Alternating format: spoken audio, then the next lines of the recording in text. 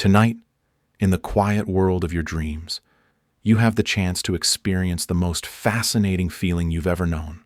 The moment you wake up inside a dream. This isn't just another dream that slips away at dawn.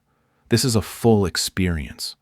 The colors, the sounds, the touch of the world around you, just as real and vivid as waking life. Imagine opening your eyes in a dream and knowing everything here responds to you. The rush of realizing you can fly, walk through walls, step into new worlds of your own creation. It's not a fantasy. It's an experience your brain and body live as if it were real. And here's the secret. Your brain listens.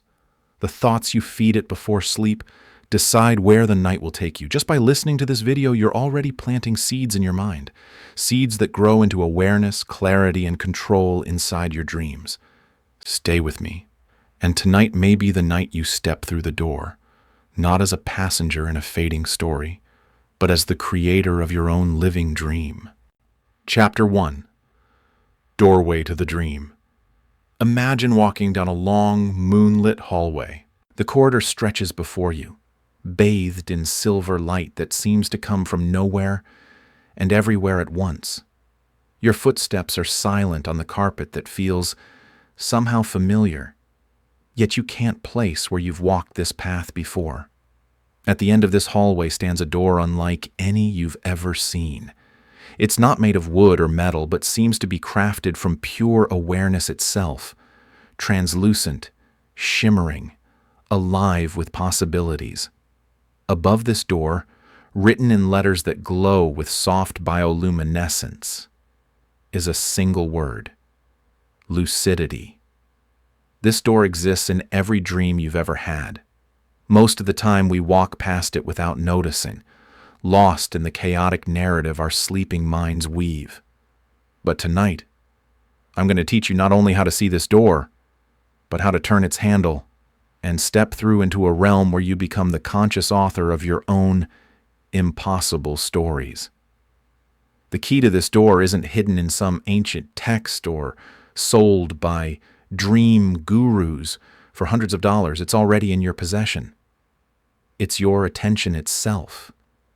That spotlight of consciousness that you're using right now to understand these words. In the waking world, your attention illuminates reality. In the dream world, when properly directed, it illuminates the fact that you are dreaming. But here's the beautiful secret that changes everything. Your brain is already practicing for this moment.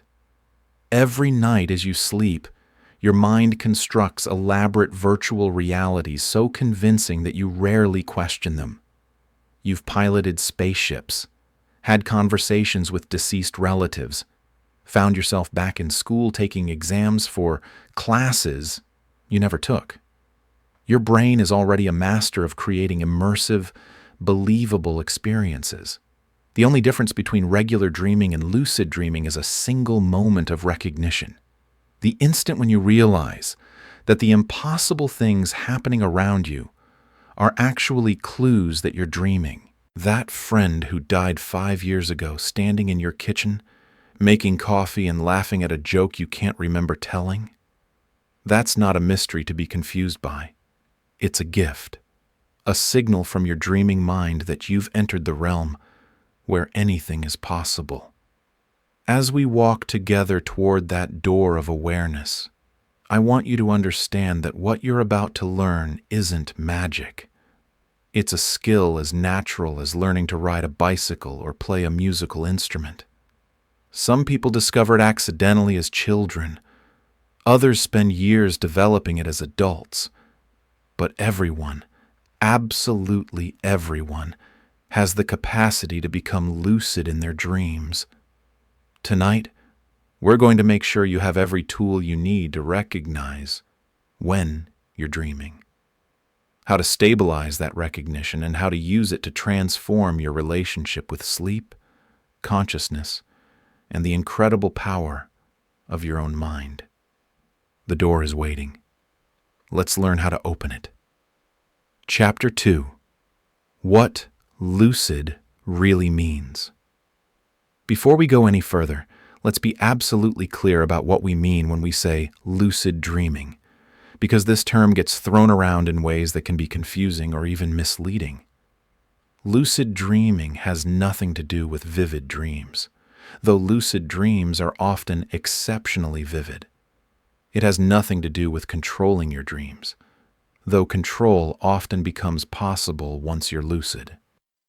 And it definitely has nothing to do with astral projection, prophetic visions, or supernatural experiences, though it might feel magical when it happens to you.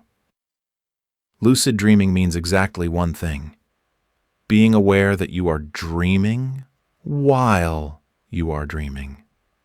That's it. That's the entire definition. But oh, what a profound difference that single realization makes.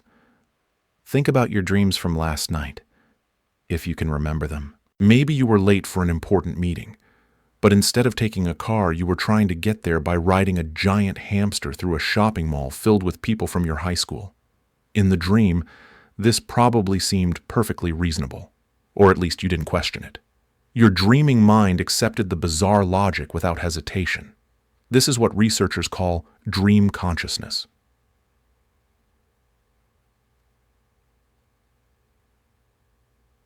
A state where we experience vivid, often emotional scenarios while our critical thinking abilities are essentially offline. We don't question inconsistencies. We don't notice that we can read the same text multiple times and get different results. We don't wonder why we're suddenly back in our childhood home, talking to people we haven't seen in decades. But in a lucid dream, that critical awareness comes back online while you're still asleep.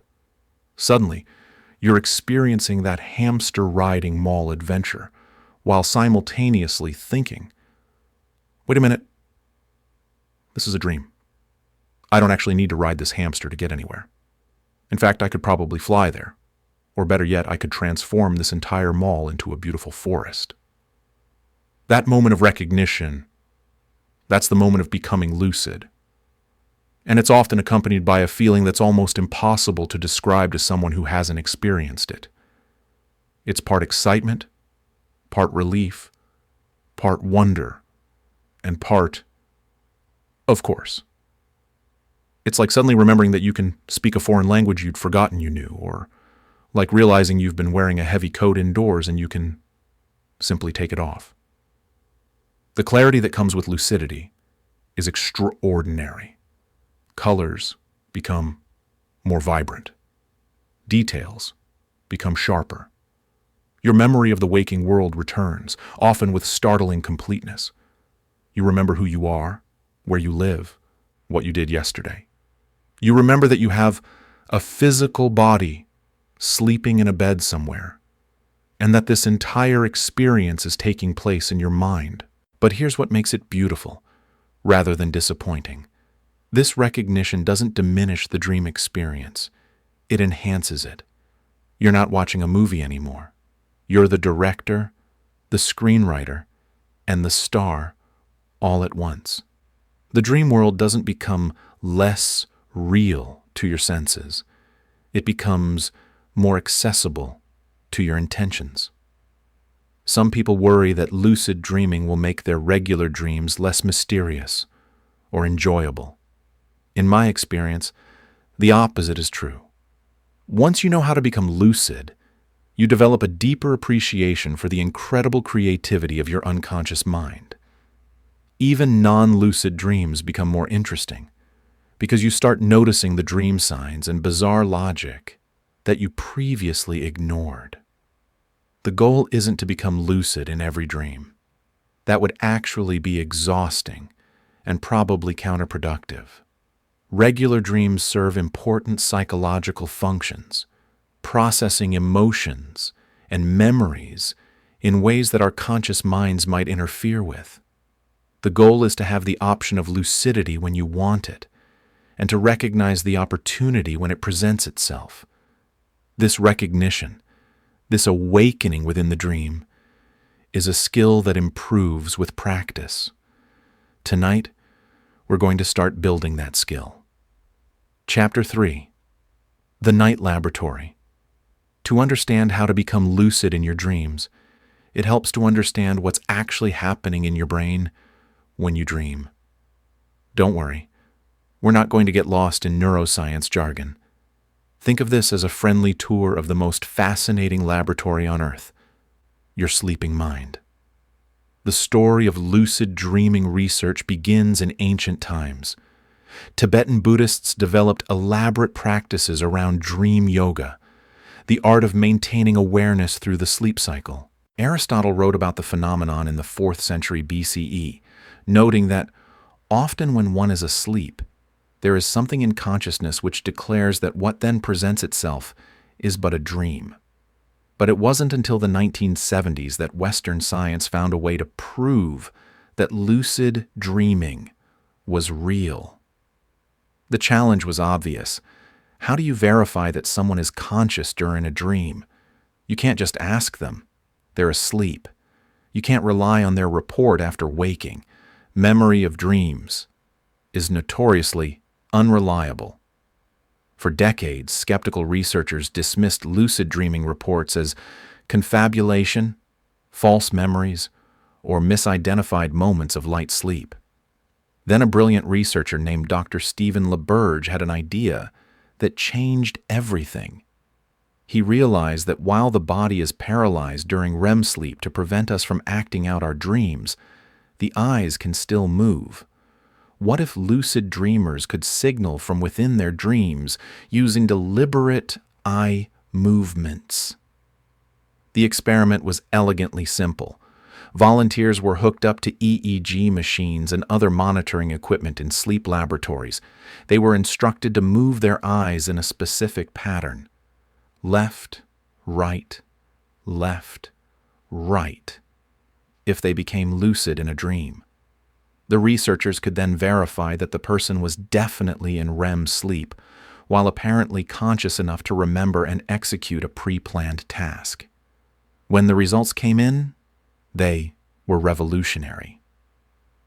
The eye movement signals appeared exactly when the volunteers claimed to be lucid, during verified REM sleep stages.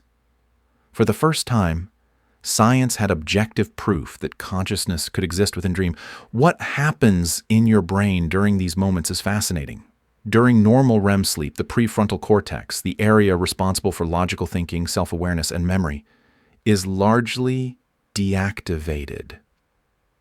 This is why dreams feel so strange and why we rarely question their bizarre logic. But during lucid dreams, brain imaging shows that parts of the prefrontal cortex reactivate while the person remains in REM sleep.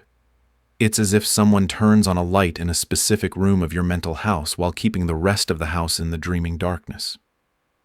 Your critical thinking comes back online, but you remain asleep and dreaming. This creates a unique hybrid state of consciousness, 1 foot in the logical waking world, 1 foot in the creative symbolic dream world. You have access to your waking memories and reasoning abilities, but you're still experiencing the vivid, immersive hallucinations that REM sleep provides. The timing is crucial here. Most lucid dreams occur during the later REM periods of the night, typically in the early morning hours. This is when REM periods become longer and more intense, and when the brain naturally begins preparing for the transition back to waking consciousness. Your brain cycles through different sleep stages approximately every 90 minutes. In the first few cycles, you spend more time in deep sleep. But as the night progresses, REM periods become longer and more frequent. By morning, you might be spending 30-40 minutes at a time in REM sleep, with only brief interruptions. This is why many people naturally have their most memorable dreams and their most likely lucid dream opportunities in the hours before their usual wake-up time. Your brain is cycling more rapidly between sleep and wake states, making it easier for that critical awareness to slip through into the dream. Understanding this natural rhythm is key to timing your lucid dreaming attempts effectively. We're not fighting against your brain's natural patterns, we're learning to work with them. But here's the truly exciting part. Modern research suggests that lucid dreaming ability can be enhanced through training. Your brain is plastic, capable of forming new neural pathways at any age. The more you practice recognizing dream states, the stronger those recognition pathways become. Tonight, we're going to start building those pathways. Chapter 4. The Brain's Lantern. Imagine your consciousness as a lantern. During waking hours, this lantern shines brightly, illuminating the world around you with the clear light of awareness. You notice details, make connections, recognize patterns, and maintain a continuous sense of who you are and where you are in space and time. When you fall asleep, this lantern doesn't disappear. It changes. In deep sleep, it dims to an almost imperceptible glow, just enough to maintain the basic functions that keep you alive. But during REM sleep, when dreams occur, something magical happens. The lantern begins to shine again, but its light has transformed. Instead of illuminating the external world, your consciousness lantern now illuminates an internal landscape created entirely by your mind. The light reveals mountains that never existed, conversations with people both living and dead, scenarios that blend memory, imagination, and pure creativity into seamless experiences that feel absolutely real. But here's the crucial difference. In regular dreams, you don't realize you're holding the lantern. You experience the illuminated scenes as if they're happening to you, as if you're a character in a story being written by someone else. The lantern's light reveals the dream world, but it doesn't reveal itself. In lucid dreaming, you become aware of the lantern in your hands. You realize that you are the source of illumination, that the entire experience is being generated by your own consciousness. This recognition doesn't diminish the experience, it transforms it. Suddenly, you're not just witnessing the dream, you're directing the light.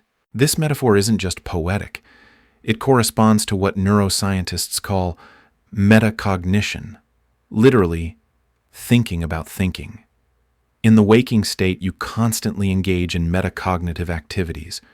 You notice when your attention wanders. You recognize when you're confused and need to reread something. You catch yourself making assumptions and question them. During regular dreams, metacognition is largely offline. You don't notice when dream logic defies physics. You don't question why you're suddenly in your elementary school bathroom trying to give a presentation to your current coworkers. The metacognitive circuits that normally monitor and evaluate your experiences are essentially sleeping. Lucid dreaming occurs when metacognitive awareness reactivates within the dream state. Part of your brain wakes up enough to observe and evaluate the dream experience while remaining asleep enough to continue generating vivid dream content. This is a trainable skill.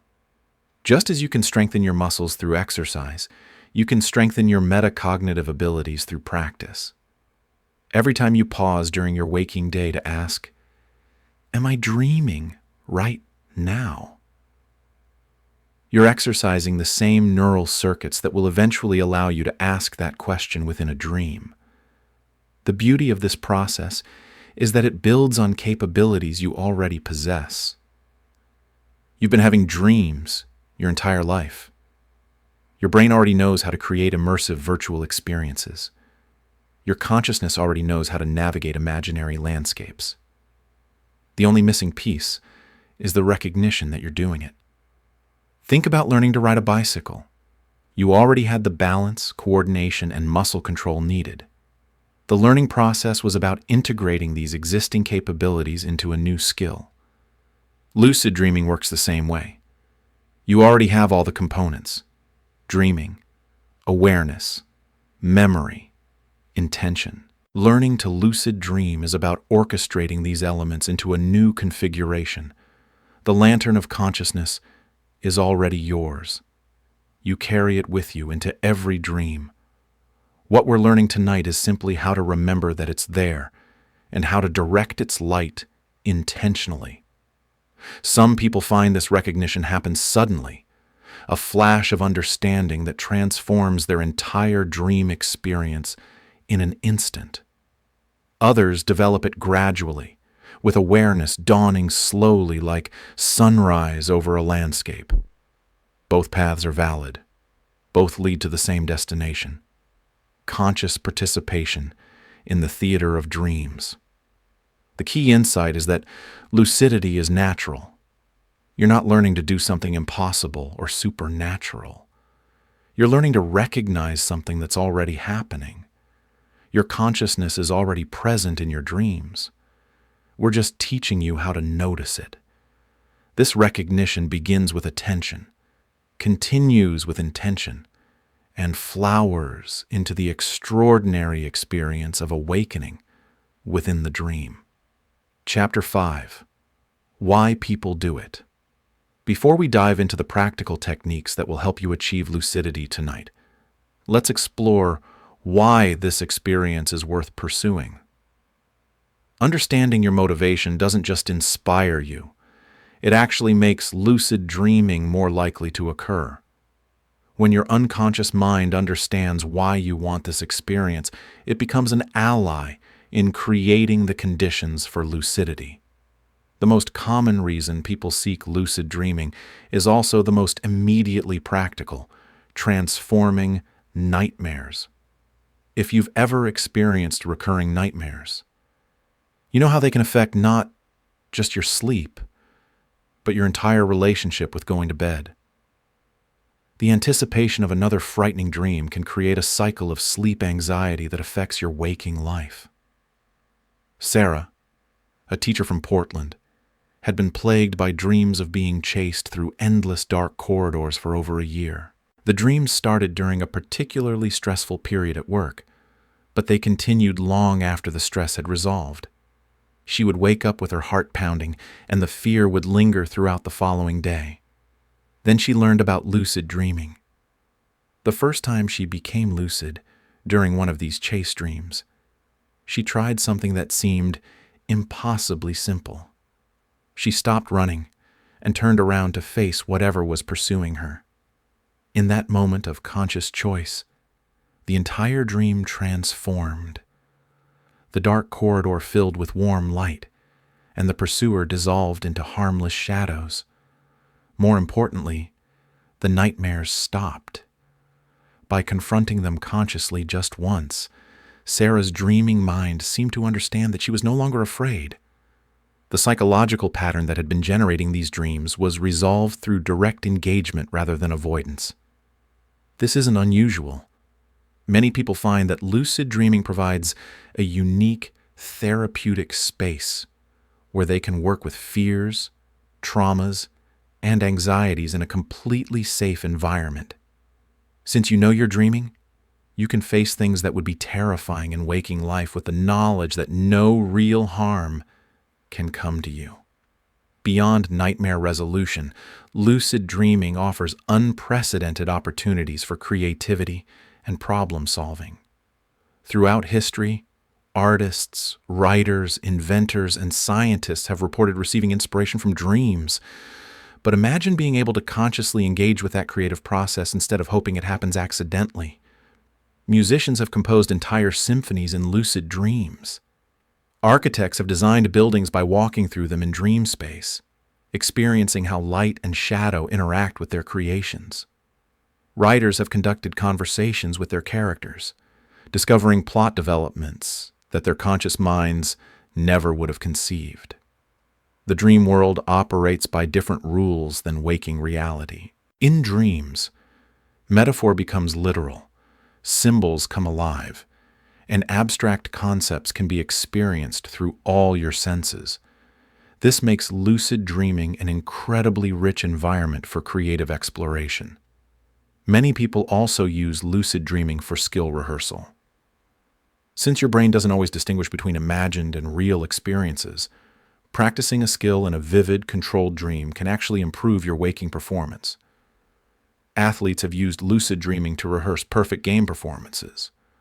Public speakers have overcome their anxieties by giving successful presentations to dream audiences. Then, There's the pure joy of impossible experiences.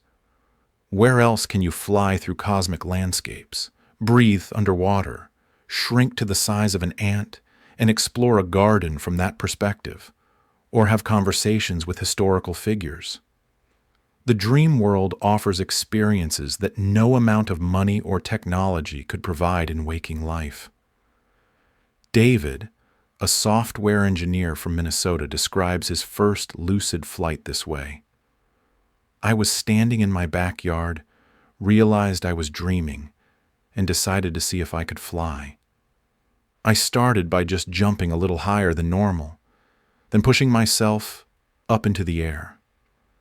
Within moments, I was soaring above my neighborhood, then above the clouds. The sensation of complete freedom, of moving through space by pure intention, was unlike anything I'd ever experienced. I understood why birds sing. Some people pursue lucid dreaming for spiritual or philosophical reasons. The experience of being conscious within what you know to be a mental construct raises profound questions about the nature of reality and consciousness. If you can have such vivid, meaningful experiences in a world that exists only in your mind, what does that say about the relationship between consciousness and physical reality? Others find that lucid dreaming enhances their regular dreams. Once you've experienced conscious awareness within a dream, you develop a greater appreciation for the incredible creativity of your unconscious mind. Even non-lucid dreams become more interesting because you start noticing their symbolic language and emotional intelligence. There's also the simple satisfaction of developing a skill that most people don't even know is possible. Learning to lucid dream is like discovering a secret door in your own house that leads to an entire additional floor you never knew existed. It's your consciousness, your dream world, but experienced with unprecedented clarity and agency. Whatever your motivation, whether it's creative exploration, personal growth, fun, or simple curiosity, that intention is already beginning to program your unconscious mind for lucidity. Your brain is listening to these words, understanding that you want to recognize the dream state, and beginning to create the neural conditions that will make that recognition possible. Tonight, as you drift toward sleep, that intention will travel with you, increasing the likelihood that when you find yourself in a dream, some part of your mind will remember. This is what I wanted to experience. Chapter 6. Expectations, Safety, and Kindness to Yourself. Before we move into the practical techniques that will help you achieve lucidity tonight, we need to have an honest conversation about expectations, safety, and the importance of approaching this practice with patience and self-compassion. First, let's address the elephant in the room. You might not become lucid tonight, or tomorrow night, or even this week, and that's completely normal and perfectly okay. Learning to lucid dream is like learning any other skill. Some people have a natural aptitude and experience success quickly. Others need more time to develop the recognition patterns and neural pathways that support lucid awareness. Neither path is better or worse.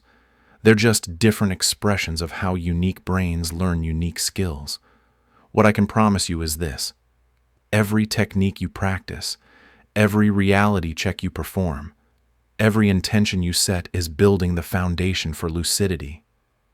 Even if you don't become lucid immediately, you're likely to notice improvements in dream recall, dream vividness, and overall sleep quality. These are valuable benefits in their own right. I've worked with people who became lucid on their first night using these techniques, and others who practiced for months before experiencing their first clear, lucid dream. The people in the second group weren't doing anything wrong. They were simply on a different learning timeline. Many of them eventually became more skilled lucid dreamers than those who found initial success, because they had developed strong foundational practices. The key is to approach this with the same attitude you'd bring to learning a musical instrument or a new language.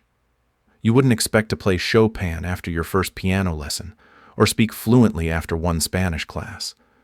Lucid dreaming deserves the same patient, consistent approach.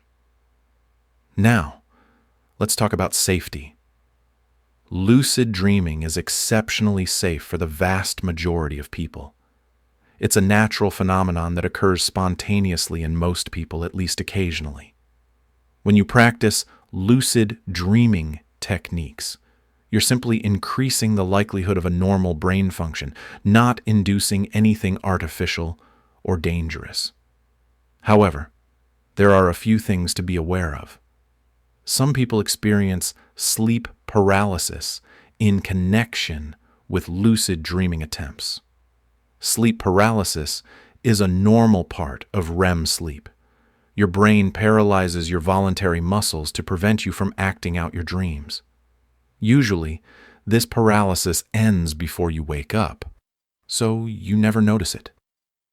Occasionally, people become aware while the paralysis is still in effect. This can feel frightening if you don't understand what's happening. You might feel unable to move or speak, and sometimes people experience hallucinations during these episodes. If this happens to you, remember, sleep paralysis is temporary and harmless. You are not in danger. Your breathing and involuntary functions are completely normal. The experience typically lasts only a few minutes at most. Try to remain calm, focus on breathing, and remember that it will pass. Some people actually learn to use sleep paralysis as an entry point into lucid dreams, but there's no pressure to do that. If you have a history of mental health conditions that affect your relationship with reality, such as psychosis or severe dissociative disorders, you should consult with a mental health professional before pursuing lucid dreaming techniques. For the vast majority of people, lucid dreaming is perfectly safe and can even be therapeutic. But it's always wise to approach any consciousness-altering practice with appropriate caution if you have relevant health concerns. The most important attitude to cultivate is one of gentle curiosity rather than intense effort. Lucid dreaming responds better to invitation than force. Think of it as cultivating a friendship rather than conquering a challenge. Your dreaming mind is more likely to cooperate if it feels respected and encouraged rather than pressured and demanded. Many people make the mistake of trying too hard, staying up late studying techniques, setting multiple alarms, and creating elaborate rituals that actually interfere with healthy sleep patterns. Remember, good sleep is a foundation of good dreaming. Any lucid dreaming practice that compromises your overall sleep quality is counterproductive. Keep your experiments moderate. If a technique disrupts your sleep or causes daytime fatigue, scale it back or take a break. Lucid dreaming should enhance your life, not complicate it. Also, be prepared for the fact that lucid dreams can be intense experiences. Colors might seem more vivid than waking life. Emotions can be amplified. Some people find their first lucid dreams so exciting that they wake up immediately from the stimulation. This is normal and gets easier with experience. Finally, remember that everyone's lucid dreaming experience is unique. Don't worry if your experiences don't match exactly what you read in books or online forums. Some people naturally have more visual lucid dreams, others more kinesthetic or auditory. Some prefer flying and fantasy scenarios. Others enjoy simple activities like exploring familiar locations with enhanced awareness. There's no right or wrong way to lucid dream. Your dreaming mind has its own personality and preferences. Part of the joy of this practice is discovering what kinds of lucid experiences feel most meaningful and enjoyable to you specifically. Approach tonight's practice with curiosity, patience, and kindness toward yourself. Set the intention to recognize your dreams, but hold that intention lightly. Create the conditions for lucidity, but don't be attached to the outcome.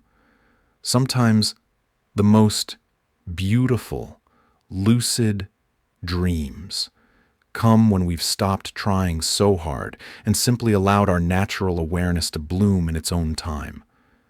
You're about to embark on a remarkable journey. Take it at your own pace, celebrate small victories, and remember that every step is valuable, whether or not it leads immediately to full lucidity. Chapter 7. Tonight's Setup Ritual. Now we move from theory to practice. Everything you've learned so far has been preparing your mind for this moment. The practical techniques that can lead to lucid dreaming tonight. What I'm about to share with you are methods refined through decades of research and thousands of successful practitioners. But before we dive into specific techniques, we need to create the optimal environment for lucid dreaming success. Think of this as preparing sacred space, not in a religious sense, but in recognition that you're about to attempt something remarkable and worthy of proper preparation. Your evening ritual begins approximately 2 hours before you plan to sleep. This isn't arbitrary timing. It corresponds to your brain's natural preparation for the sleep cycle. 2 hours before bed, your body temperature begins to drop. Melatonin production starts to increase, and your circadian rhythms begin shifting toward sleep mode. The first step is to create what I call digital sunset.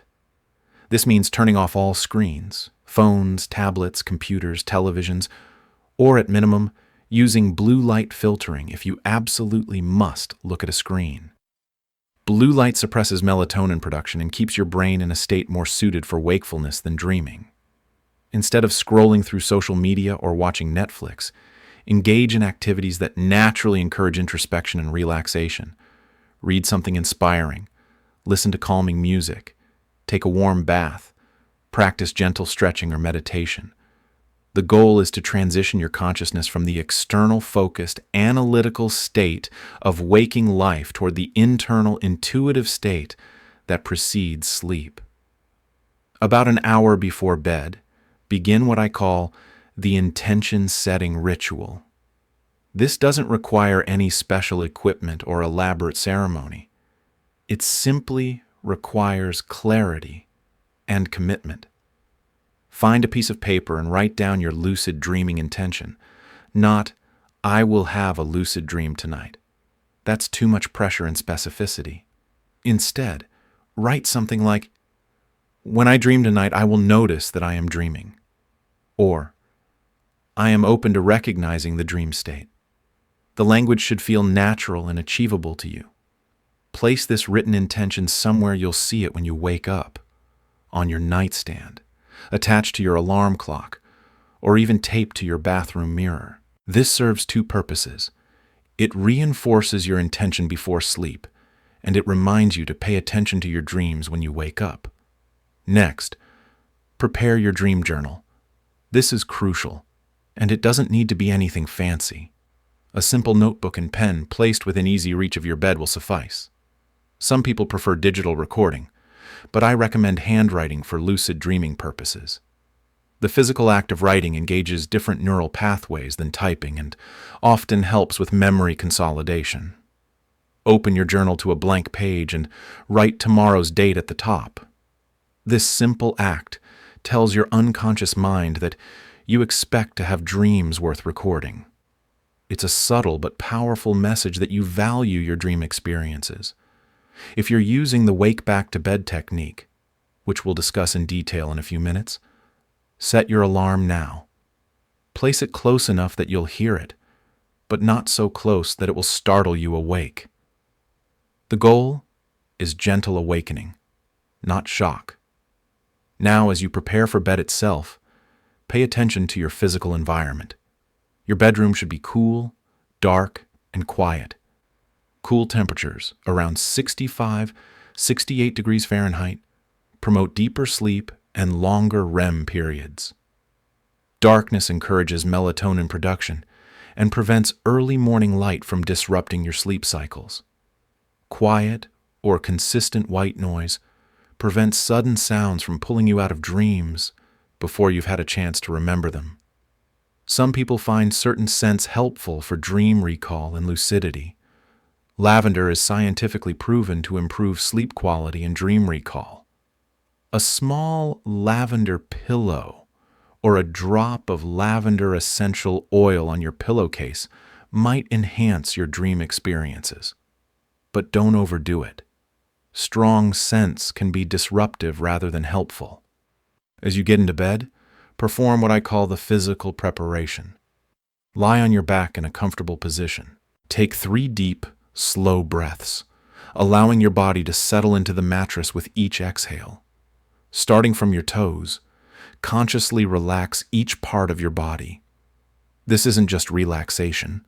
You're also developing awareness of your physical body, which will help you notice later when you're in a dream body that feels different. Now comes the crucial mental preparation. As you lie in bed with your eyes closed, repeat your lucid dreaming intention silently to yourself, not obsessively, not with strain, but with gentle, confident expectation.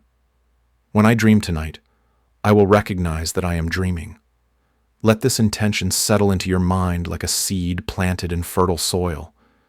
Visualize yourself becoming lucid in a dream.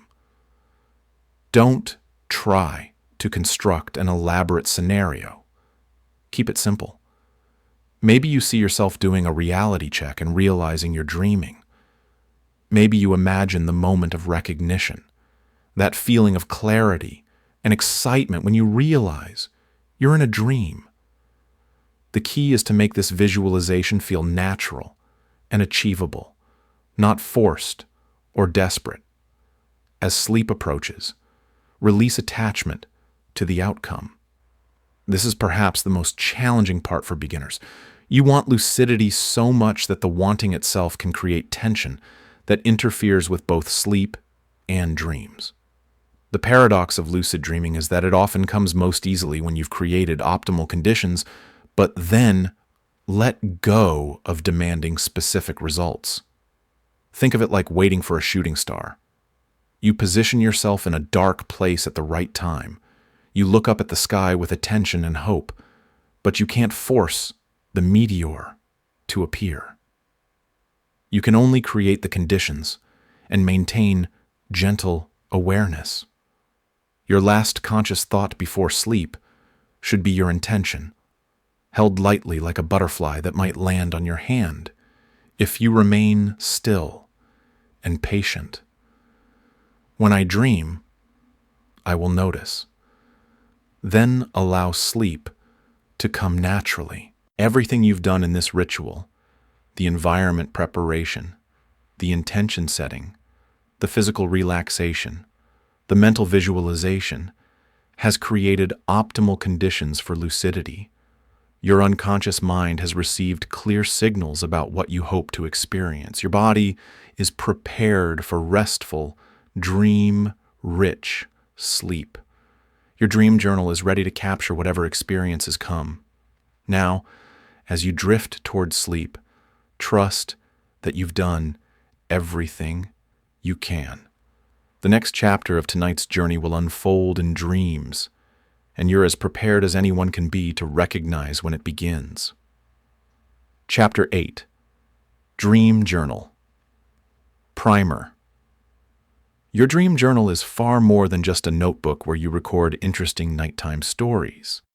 It's a communication device between your conscious and unconscious minds, a training tool for developing dream awareness, and often the single most important factor in successful lucid dreaming. Here's why dream journaling is so crucial. Your brain produces dreams every night during REM sleep, but most of these experiences are lost within minutes of waking. This isn't because dreams aren't important. It's because your brain is designed to prioritize waking experiences and concerns once you open your eyes. Dreams fade the same way that the experience of being in a movie theater fades once you walk outside into sunlight. But when you consistently record your dreams, something remarkable happens. You're sending a clear message to your unconscious mind that dreams matter to you, that you consider them valuable experiences worth preserving. In response, your brain begins to treat dreams with more importance, making them more vivid, more memorable, and more likely to include the kind of awareness markers that lead to lucidity. Dr. Jane Gackenbach, one of the leading researchers in lucid dreaming, found that people who keep dream journals are significantly more likely to experience lucid dreams than those who don't. The act of paying attention to dreams changes the dreams themselves. But dream journaling for lucid dreaming purposes is different from general dream recording. We're not just collecting interesting stories.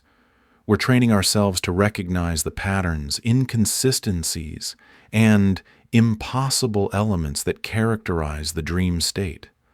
When you wake up tomorrow morning, whether from your main sleep period or from a wake back to bed session, your first action, before getting up, before checking your phone, before even fully opening your eyes, should be to reach for your journal. Dreams are fragile things. The longer you wait, the more likely they are to dissolve completely. Don't worry if you only remember fragments at first. A single image, a feeling, a color, the sense that you were talking to someone whose face you can't recall. All of these are valuable. Write down whatever you remember, no matter how trivial it seems. Often, the act of writing one fragment will trigger memory of another, and then another, until you've reconstructed a surprisingly detailed dream experience. Here's the specific format I recommend for lucid dreaming journals. Start each entry with basic information: the date, what time you went to bed, what time you woke up, and how you're feeling physically and emotionally upon waking. This contextual information often reveals patterns that affect your dream content and lucidity likelihood. Then write your dream narrative in present tense, as if it's happening right now. Instead of, "I was in my childhood home talking to my sister," write, "I am in my childhood home talking to my sister." This keeps you connected to the immediate experience and helps your brain maintain stronger neural pathways to the dream memory. But here's the crucial part for lucid dreaming. After you've recorded the basic dream narrative, go back through and mark what I call dream signs. Elements that should have alerted you that you were dreaming. Dream signs fall into several categories: impossible or unlikely people, deceased relatives, celebrities you've never met, people from different periods of your life appearing together, or people whose appearance keeps changing. Impossible or unlikely places, rooms in your house that don't exist in waking life, schools or workplaces from your past, fantastical locations, or familiar places with wrong details. Impossible or unlikely actions, flying, breathing underwater, performing superhuman feats, or finding that you can suddenly speak languages you don't know. Impossible or unlikely objects, text that changes when you read it twice, clocks showing impossible times, mirrors that don't reflect properly, or objects that transform into other objects. Form anomalies, looking at your hands and seeing the wrong number of fingers, checking your reflection and seeing someone else, or noticing that your body feels different from usual. Context. Anomalies. Being back in school despite being an adult, working at jobs you've never had, or being in situations that make no logical sense given your current life circumstances. As you identify these dream signs, mark them with a special symbol in your journal. A star, a circle, whatever feels right to you. The goal is to train your brain to recognize these anomalies as triggers for lucidity. After a week or two of consistent journaling, read back through your entries and look for patterns. Most people have recurring dream signs. Maybe you often dream about being back in high school. Maybe electronic devices frequently malfunction in your dreams. Maybe you often encounter people in the wrong time periods. These personal dream sign patterns are gold mines for lucidity training. Once you've identified your most common dream signs, you can create targeted reality checks. If you often dream about being in your childhood home, make a point of doing reality checks whenever you're in any childhood environment.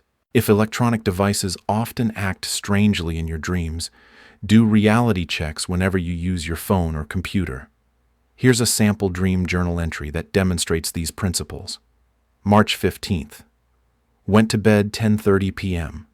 Woke up 6:45 a.m. Feeling rested and curious. I am standing in my grandmother's kitchen, but it's much larger than it actually was, with extra rooms leading off in directions that don't match the real house layout. I want to tell my grandmother that I'm dreaming, but before I can speak, I wake up. This dreamer has identified 4 clear dream signs that could have triggered lucidity. Over time, as similar patterns appear in future dreams, their brain will become increasingly likely to recognize these anomalies as dream markers. Some people worry that analyzing dreams too much will make them less meaningful or enjoyable. In practice, the opposite tends to happen. The more attention you pay to your dreams, the richer and more vivid they become. Your unconscious mind rises to meet your increased interest and awareness. Don't feel pressured to write lengthy entries every day. Some mornings you might remember entire epic adventures. Other mornings you might only recall a single image or feeling. Both are valuable. Consistency matters more than length. If you wake up feeling like you dreamed but can't remember anything specific, write that down too. I feel like I had vivid dreams, but I can't recall details. I remember colors, maybe blues and greens. There was a sense of being outdoors.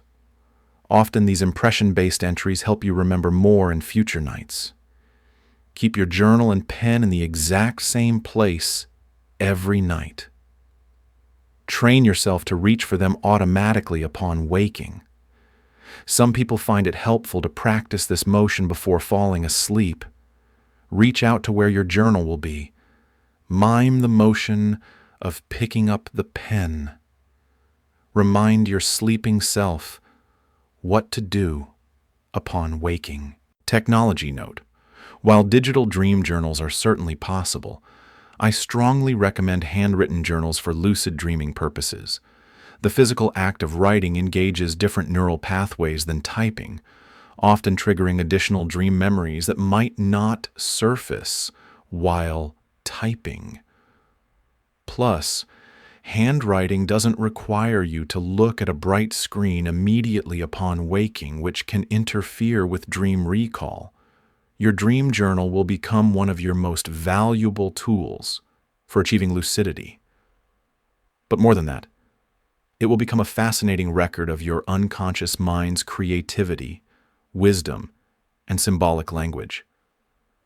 Many people find that keeping a dream journal enhances not just their lucid dreaming success, but their overall relationship with their inner life and creative capacities. Tomorrow morning, when you reach for that journal, remember, you're not just recording a dream, you're training your mind to recognize the dream state while you're still in it. Chapter 9. Reality. Checks that work. Reality checks are the cornerstone of lucid dreaming practice, but they're widely misunderstood. Most people think of them as simple tests to determine whether you're awake or asleep. In reality, they're sophisticated training exercises that teach your brain to question the nature of experience itself. The principle is elegantly simple. If you consistently question reality during waking hours, you'll eventually carry that questioning habit into your dreams. When you perform a reality check in a dream, the results will be bizarre or impossible, triggering the recognition that you must be dreaming. But here's where most people go wrong. They treat reality checks as mechanical actions rather than genuine inquiries into the nature of their current experience. They look at their hands absent-mindedly, see 5 fingers, and immediately move on without really processing what they've observed or what it means. Effective reality checks require what I call sincere questioning. You must genuinely consider the possibility that you might be dreaming right now as you listen to these words, not because you probably are dreaming, but because cultivating that questioning awareness is what will transfer into your dream state. Let me teach you 3 reality checks that have proven most reliable for achieving lucidity. Practice each one several times as I describe them, because the physical memory of performing these actions will help you remember to do them in dreams. Reality. Check number 1. The text. Reread. Text behaves very strangely in dreams. This is because the brain regions responsible for reading and language processing are less active during REM sleep, while the visual and emotional centers that create dream imagery are highly active. Your dreaming mind can create the visual impression of text, but it struggles to maintain consistent, readable words. Here's how to use this effectively. When you want to perform a reality check, find any piece of text, a book, a sign, your phone screen, anything with words. Read it carefully, noting what it says. Then look away for a moment and read it again. In waking reality, the text will be identical both times. In dreams, the text will often change, become nonsensical, or be impossible to read clearly. But remember, this only works if you perform it with genuine attention and curiosity. Don't just glance at words and assume they're stable. Really read them, process their meaning, then consciously test whether they remain consistent. As you practice this reality, check right now. Notice how solid and reliable text appears in waking life. The words I'm speaking remain consistent each time you might reread them. This stability is something your dreaming mind struggles to maintain. Reality. Check number 2. The digital clock. Double take. Similar to text, digital displays behave erratically in dreams. Time, in particular, becomes fluid and unreliable in the dream state. Your brain can create the visual impression of a clock, but the numbers often shift, display impossible times, or change when you look away and back. For this reality check, look at any digital display showing time: your phone, a microwave clock, a computer screen. Note the exact time, look away for a few seconds, then look back. In waking reality, the time will have advanced normally by a few seconds. In dreams, you might see the time jump backward, display letters instead of numbers, show impossible times like 2573, or change dramatically in ways that make no logical sense. The key is to really pay attention to what you observe. Don't just note, "It's 10:30," and move on. Really process the information. It's 10:30 p.m. on Tuesday night. I'm in my bedroom. This time makes sense given my schedule and what I've been doing today. This kind of contextual awareness is what creates lucidity. Reality. Check number 3. The nose pinch breathing test. This is perhaps the most reliable reality check because it involves a physical sensation that's very difficult for the dreaming mind to simulate accurately. Pinch your nose closed with your fingers and try to breathe through it. In waking reality, you obviously can't breathe through a pinched nose. In dreams, you'll often find that you can breathe normally, despite having your nose completely blocked. Thus, the physiological reason is fascinating. In dreams, you're not actually breathing through your dream nose. You're breathing through your physical nose while lying in bed. Your dream body and your physical body exist in parallel. And sometimes the sensations cross over in ways that reveal the artificial nature of the dream experience. Try this reality check right now. Pinch your nose, attempt to breathe through it, and notice how impossible it is. Pay attention to the sensation of blocked airflow, the slight discomfort, the way your body automatically wants to breathe through your mouth instead. This is the experience that will feel dramatically different in a dream. Now, let's talk about implementation. The biggest mistake people make with reality checks is performing them randomly or mechanically. Instead, tie your reality checks to specific triggers throughout your day. These triggers should be things you encounter regularly and that also commonly appear in dreams. Effective reality check triggers. Every time you walk through a doorway, every time you see your reflection, every time you use your phone, every time you turn on a light, every time you see a clock, every time you encounter something unusual or out of place, every time you feel confused or notice something doesn't make sense. The goal is to perform 10-15 sincere reality checks throughout each day. This might seem like a lot, but remember, you're training your brain to question reality automatically. The more consistent you are during waking hours, the more likely this questioning attitude will carry over into your dreams. Here's the complete reality. Check. Protocol. Pause and center yourself. Stop whatever you're doing and take a conscious moment to examine your current experience. Ask the question sincerely. Am I dreaming right now? Don't just think the words. Genuinely consider the possibility.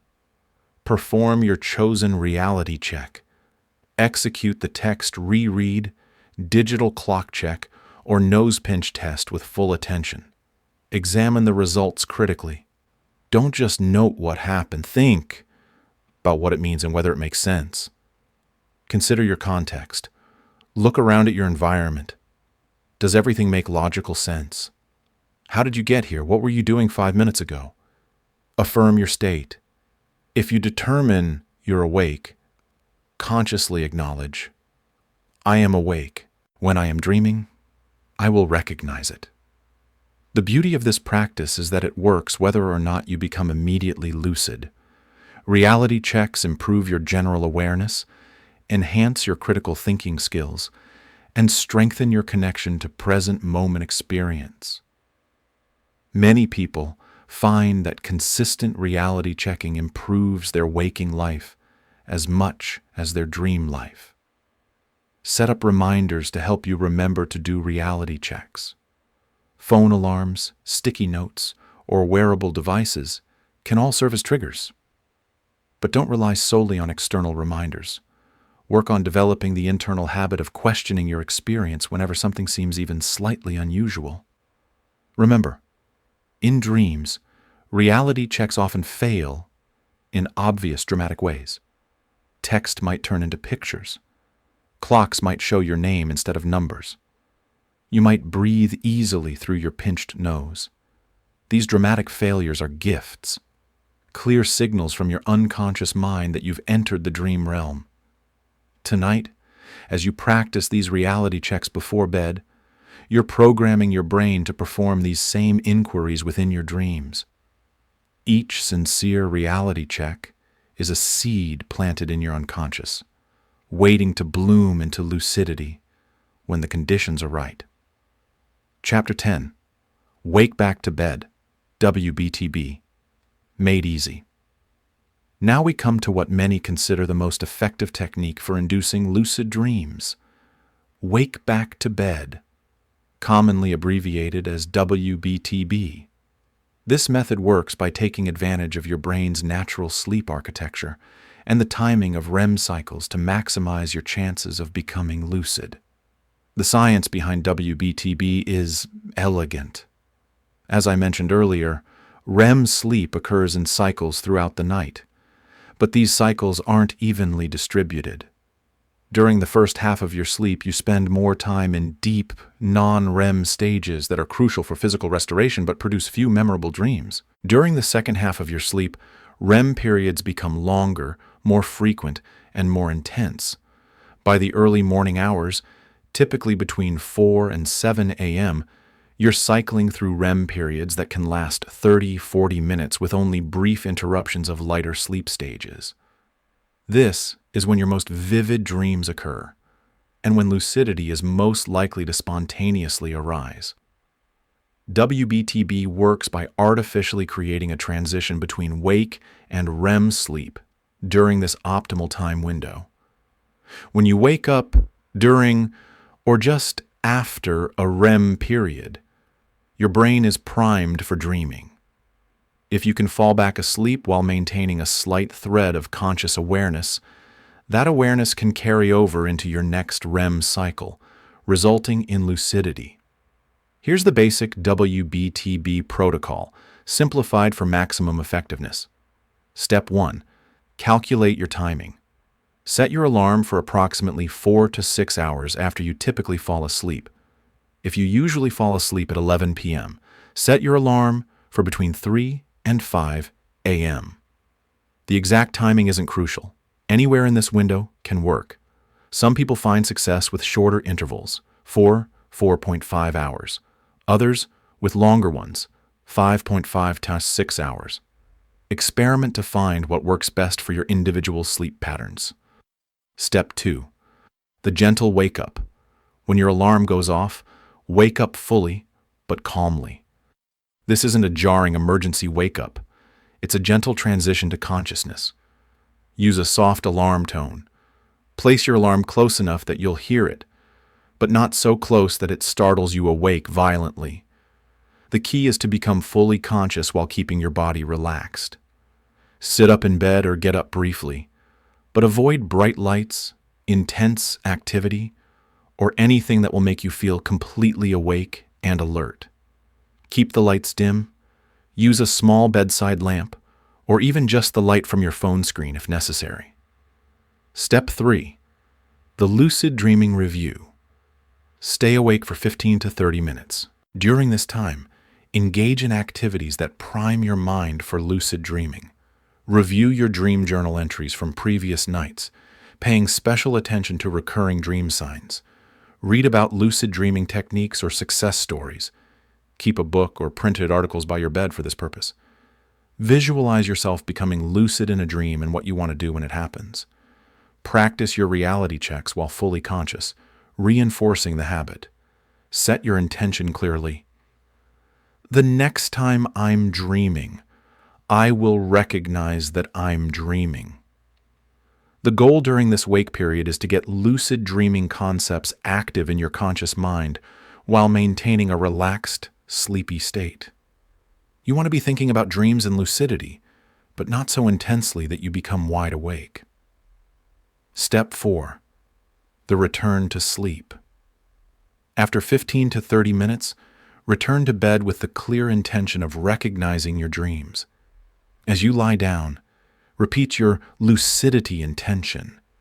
Next time I'm dreaming, I will know I'm dreaming. Here's where many people make a crucial mistake. They try too hard to fall back asleep, or they worry that they won't be able to return to sleep. This anxiety actually interferes with both sleep onset and lucidity. Instead, adopt an attitude of relaxed confidence. Trust that your body knows how to return to sleep, and focus on maintaining gentle awareness as you drift off. Some people find it helpful to use visualization during this return to sleep phase. Imagine yourself in a peaceful, dreamlike setting, perhaps a place where you've had dreams before.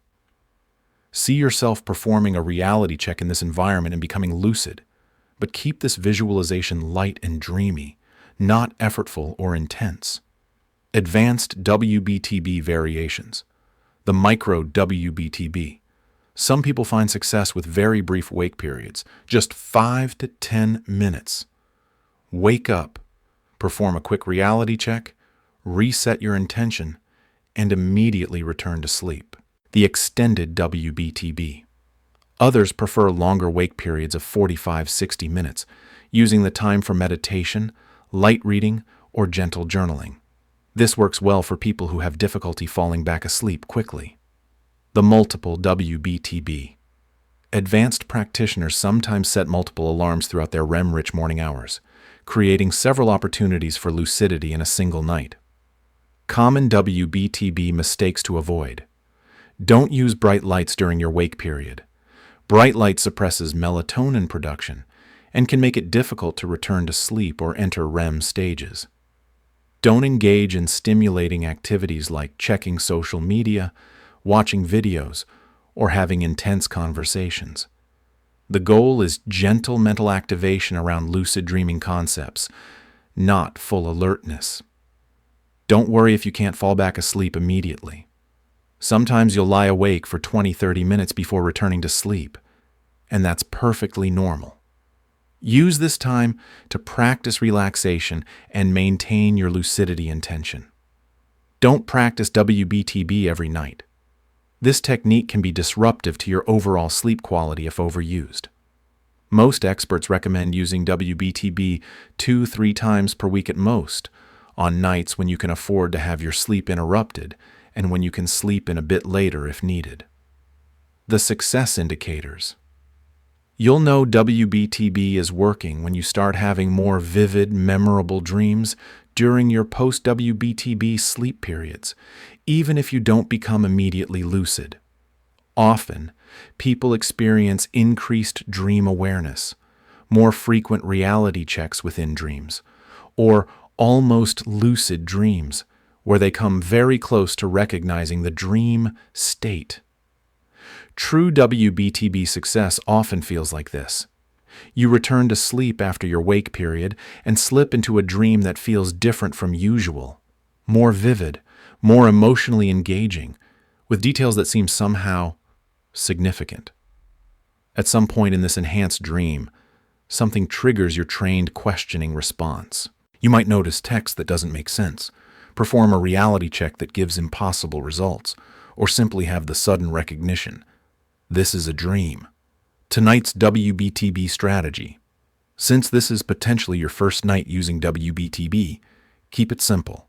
Set your alarm for 5 hours after you expect to fall asleep. When it goes off, wake up gently.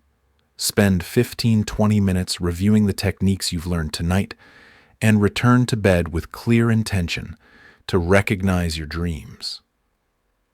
Don't put pressure on yourself to achieve perfect lucidity immediately.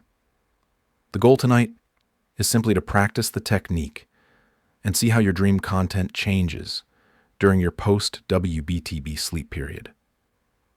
Many people find that WBTB enhances their dreams and dream recall even when lucidity doesn't occur immediately. Remember, WBTB works by placing you at the intersection between consciousness and dreaming during your brain's most dream-active period. You're not forcing lucidity. You're creating optimal conditions for your natural awareness to recognize the dream state.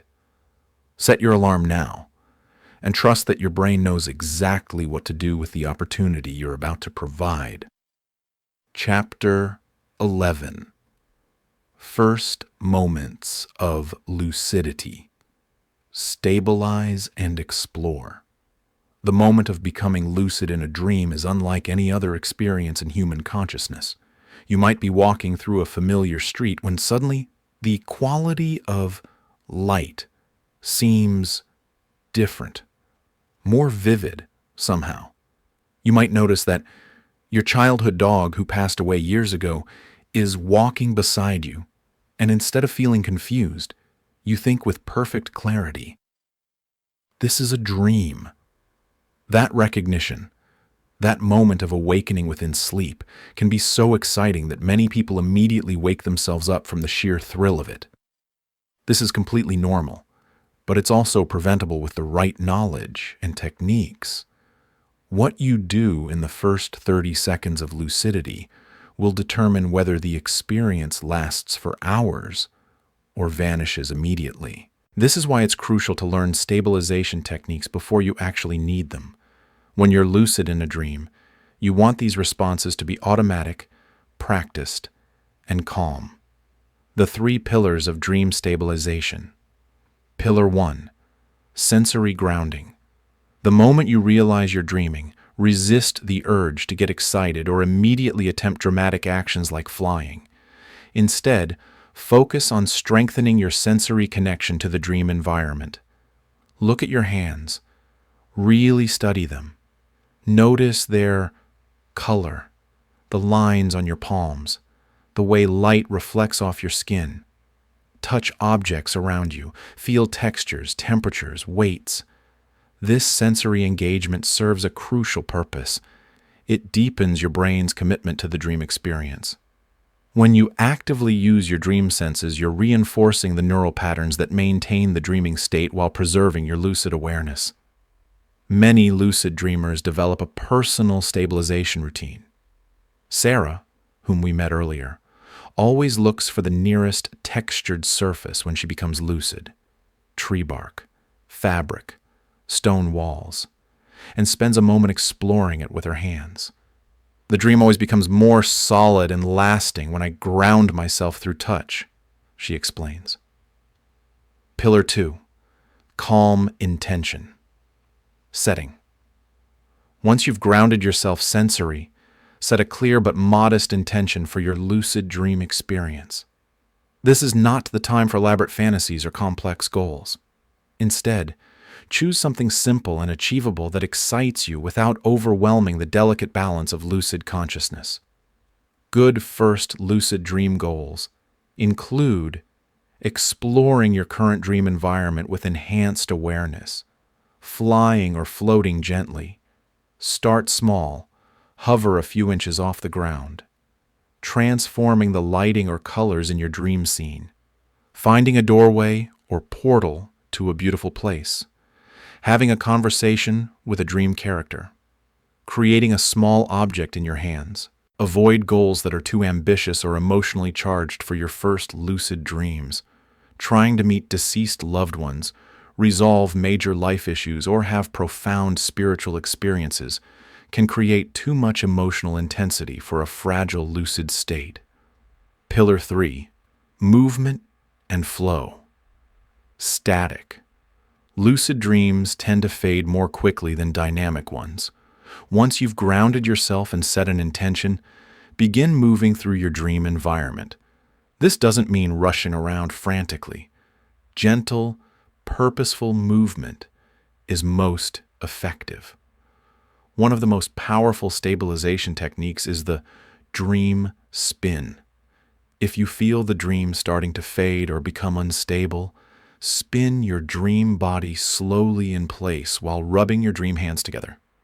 This technique, discovered through research by Dr. Stephen LaBerge, seems to reboot the dream's sensory input and often refreshes the lucid state. Another effective technique is to focus on the feeling of your dream body moving through dream space. Pay attention to the sensation of walking, the way your dream feet connect with dream surfaces, the movement of air around your dream body. This kinesthetic focus often strengthens and prolongs lucidity. Common first lucidity challenges and solutions. Challenge: immediate wake-up from excitement. This happens because the excitement of recognition creates too much arousal in your brain, pulling you toward wakefulness. Solution: practice emotional regulation during waking reality checks. When you perform a reality check and confirm you're awake, practice the same calm, controlled response you'd want to have in a lucid dream. The phrase, "Oh, this is a dream," should become associated with calm interest rather than explosive excitement. Challenge: blurry or fading dream vision. Sometimes lucid dreams become visually unstable, with scenes becoming fuzzy or dark. Solution: rub your dream hands together vigorously while looking at them, or call out, "Increase clarity now." Many lucid dreamers find that direct verbal commands to the dream can enhance sensory vividness. Challenge: false awakening. You might wake up in your bedroom and begin telling someone about your lucid dream, only to realize later that this awakening was itself a dream. Solution: always perform a reality check immediately upon any awakening, especially after a lucid dream. Look at your hands, check a clock, or do the nose pinch breathing test before assuming you're truly awake. Challenge: loss of lucidity. You might start lucid, but gradually forget that you're dreaming and slip back into regular dream consciousness. Solution: set micro-intentions to remember your lucid state. Every few minutes in the dream, remind yourself, I am dreaming. This is a lucid dream. Some people find success with creating dream reminders, writing dream on their dream hands, or creating dream objects that remind them of their lucid state. Your first lucid exploration. When you achieve your first stable lucid dream, I recommend starting with simple exploration of your immediate environment. Look around with conscious awareness. Notice details you might have missed in regular dreams. How does the lighting work in this dream place? What happens when you look closely at objects or surfaces? Try basic reality testing within the dream. Read text and see if it stays consistent. Look at your reflection if there's a mirror available. These experiments aren't just interesting, they reinforce your lucid state by confirming the dreamlike nature of your experience. Practice gentle control by changing small elements of your environment. Can you make a light brighter or dimmer? Can you change the color of an object by focusing on it and intending the change? Can you make it rain or stop raining? Start with minor modifications before attempting major transformations. The expansion principle. As you become more comfortable with lucid dreaming, your experiences will naturally expand in scope and sophistication. What starts as simple environmental awareness can develop into complex creative scenarios, problem-solving sessions, or profound personal experiences. But remember, every master lucid dreamer started with those same first moments of recognition, the same need to stabilize and ground themselves in the dream state. The skills you practice tonight, sensory grounding, calm intention setting, and gentle exploration, form the foundation for every future lucid adventure. A final word on dream content. Your first lucid dreams might occur in familiar settings, your home, workplace, or neighborhood, or in completely fantastical environments. Both are equally valid and valuable. The location matters less than the quality of your awareness within that location. Some people worry that lucid dreaming will make their dreams less mysterious or meaningful. In practice, lucid dreaming tends to reveal new layers of meaning and creativity within dream experiences. When you can consciously engage with dream symbols, characters, and scenarios, you often discover wisdom and insights that purely passive dreaming might not provide. Tonight, if you find yourself lucid, remember, you have entered a realm of infinite possibility bounded only by your own beliefs and imagination. Start gently. Ground yourself in the experience and allow your natural curiosity to guide you into this extraordinary state of consciousness. Your first lucid dream is waiting. You're prepared to recognize it, stabilize it, and explore it safely. Trust in the techniques you've learned. Trust in your own awareness, and trust in the remarkable capacity of your mind to create worlds and then wake up within them. Chapter 12. The first time I realized I was dreaming.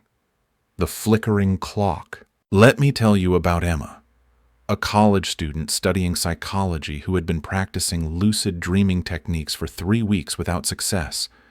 She'd been diligently keeping her dream journal, performing reality checks, and even trying the wake-back-to-bed method, but lucidity continued to elude her.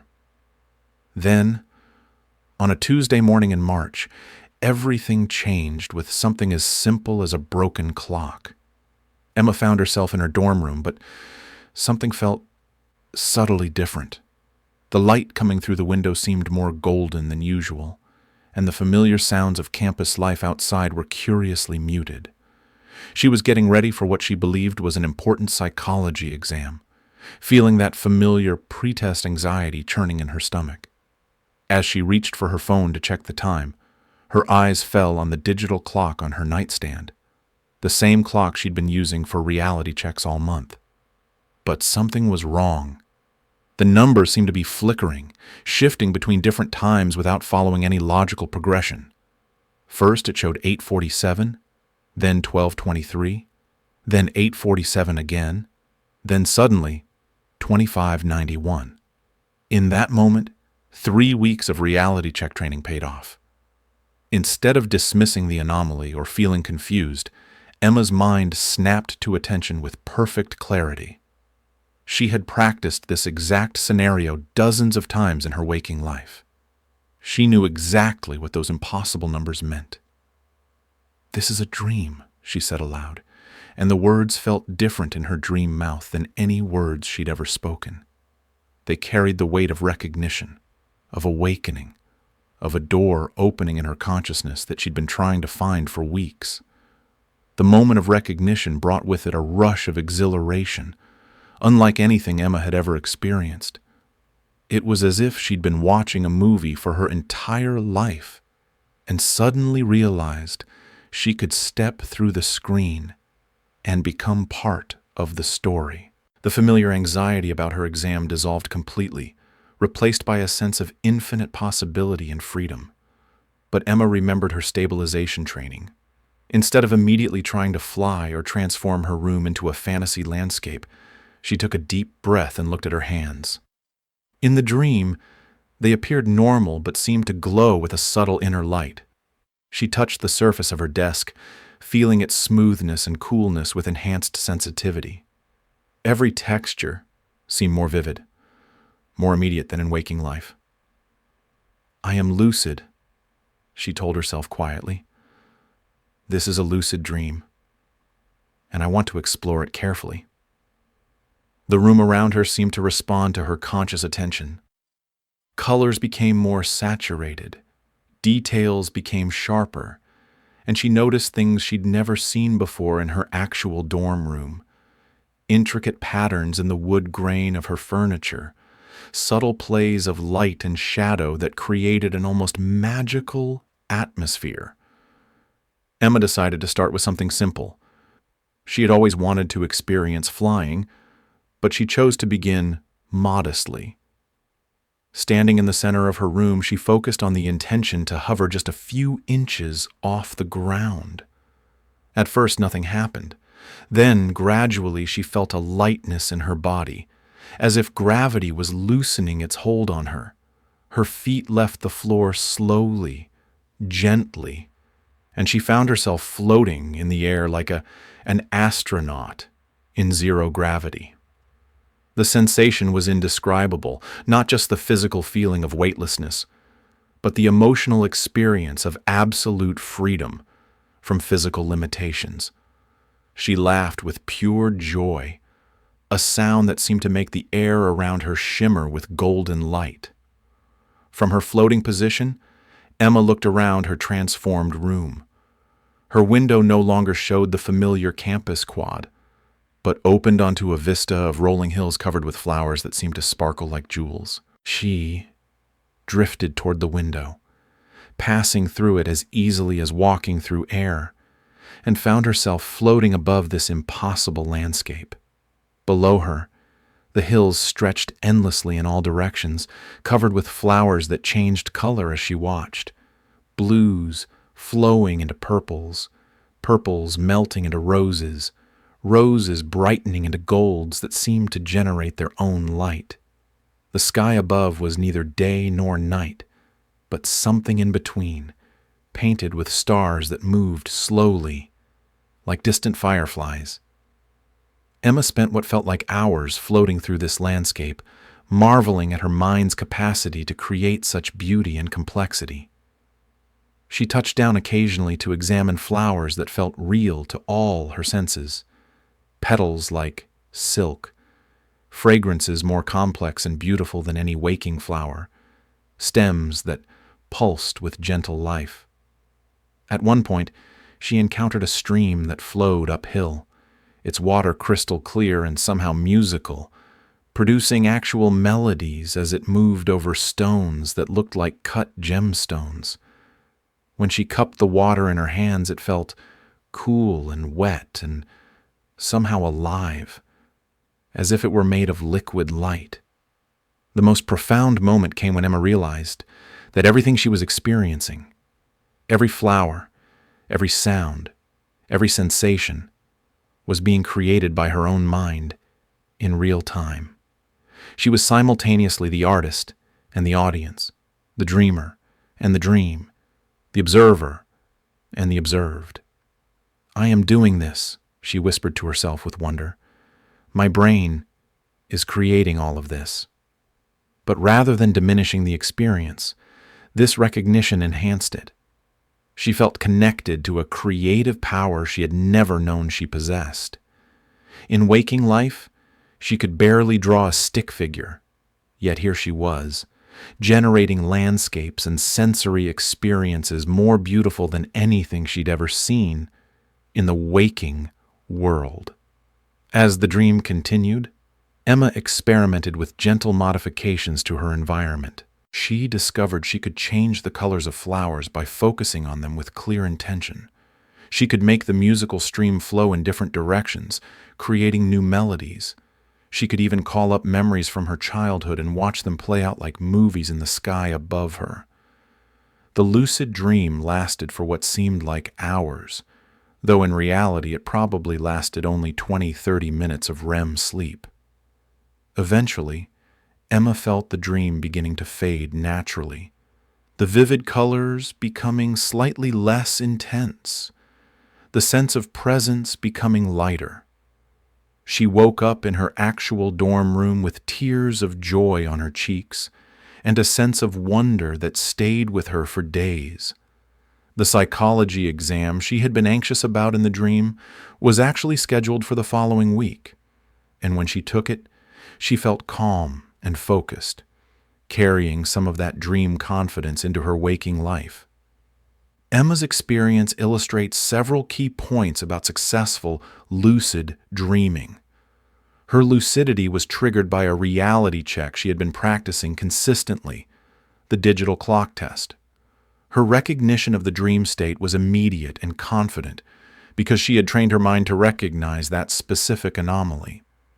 Most importantly, she approached the experience with the perfect combination of excitement and control, allowing her to maintain lucidity while fully enjoying the extraordinary possibilities of conscious dreaming. In her dream journal that morning, Emma wrote, "The flickering clock was like a key turning in a lock I didn't even know existed. Everything I had been practicing suddenly made sense. It wasn't just about recognizing I was dreaming. It was about remembering that I have this incredible capacity for experience and creativity that I carry with me every night. The dream world isn't separate from me. It is me, expressed in ways I never imagined possible." Emma's story demonstrates something crucial about the moment of becoming lucid. It's often triggered by the most ordinary anomalies, not dramatic impossibilities, but subtle inconsistencies that your trained mind learns to recognize. A clock that doesn't behave properly, text that changes when you read it twice, a light switch that doesn't work normally. These small departures from waking reality can open the door to extraordinary experiences. What made Emma's first lucid dream so successful was her preparation. She had been conditioning her mind for weeks to recognize dream signs. When the moment came, she didn't panic or become overwhelmed by the possibilities. She remembered her stabilization techniques, started small, and allowed the experience to unfold naturally. The beauty of Emma's flowering landscape wasn't random. It emerged from her own psyche, reflecting her love of nature, her appreciation for color and beauty, and perhaps symbolic representations of her own blooming awareness.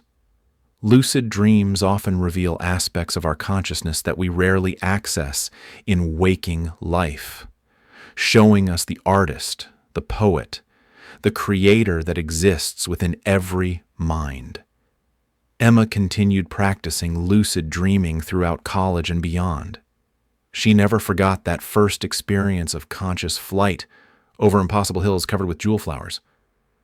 But she also discovered that subsequent lucid dreams, while different, were equally magical in their own ways.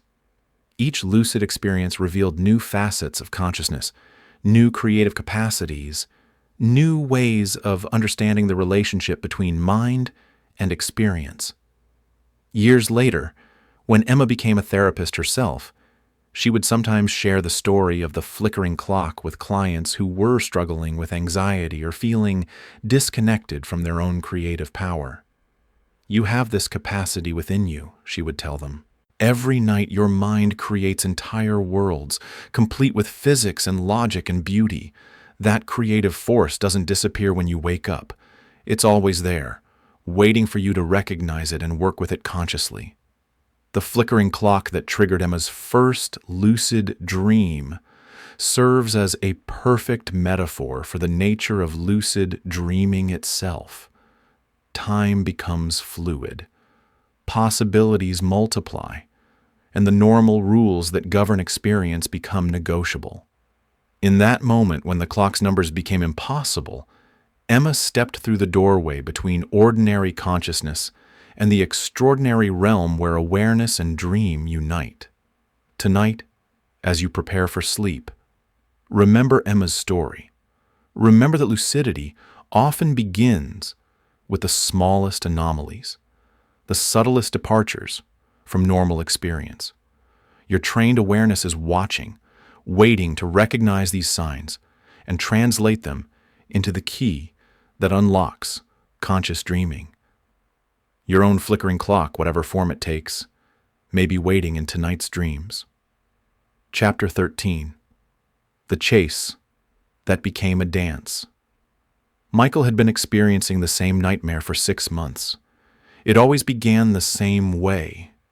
He would find himself in a dark urban landscape, all concrete and shadows, being pursued by something he could never quite see clearly.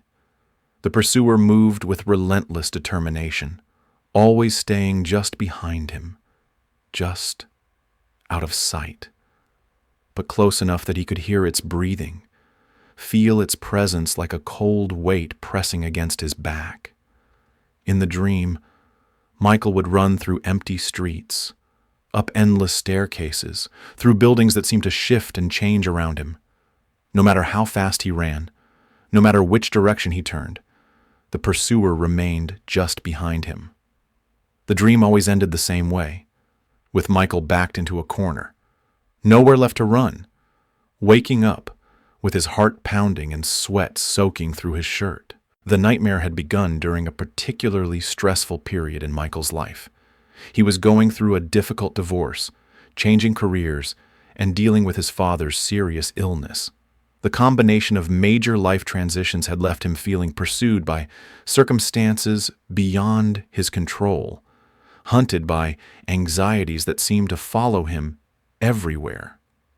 After reading about lucid dreaming as a tool for working with nightmares, Michael began practicing the techniques with fierce determination. He kept a dream journal, performed reality checks, and used the wake-back-to-bed method, specifically hoping to become lucid during one of these chase dreams. The breakthrough came on a Friday morning in October.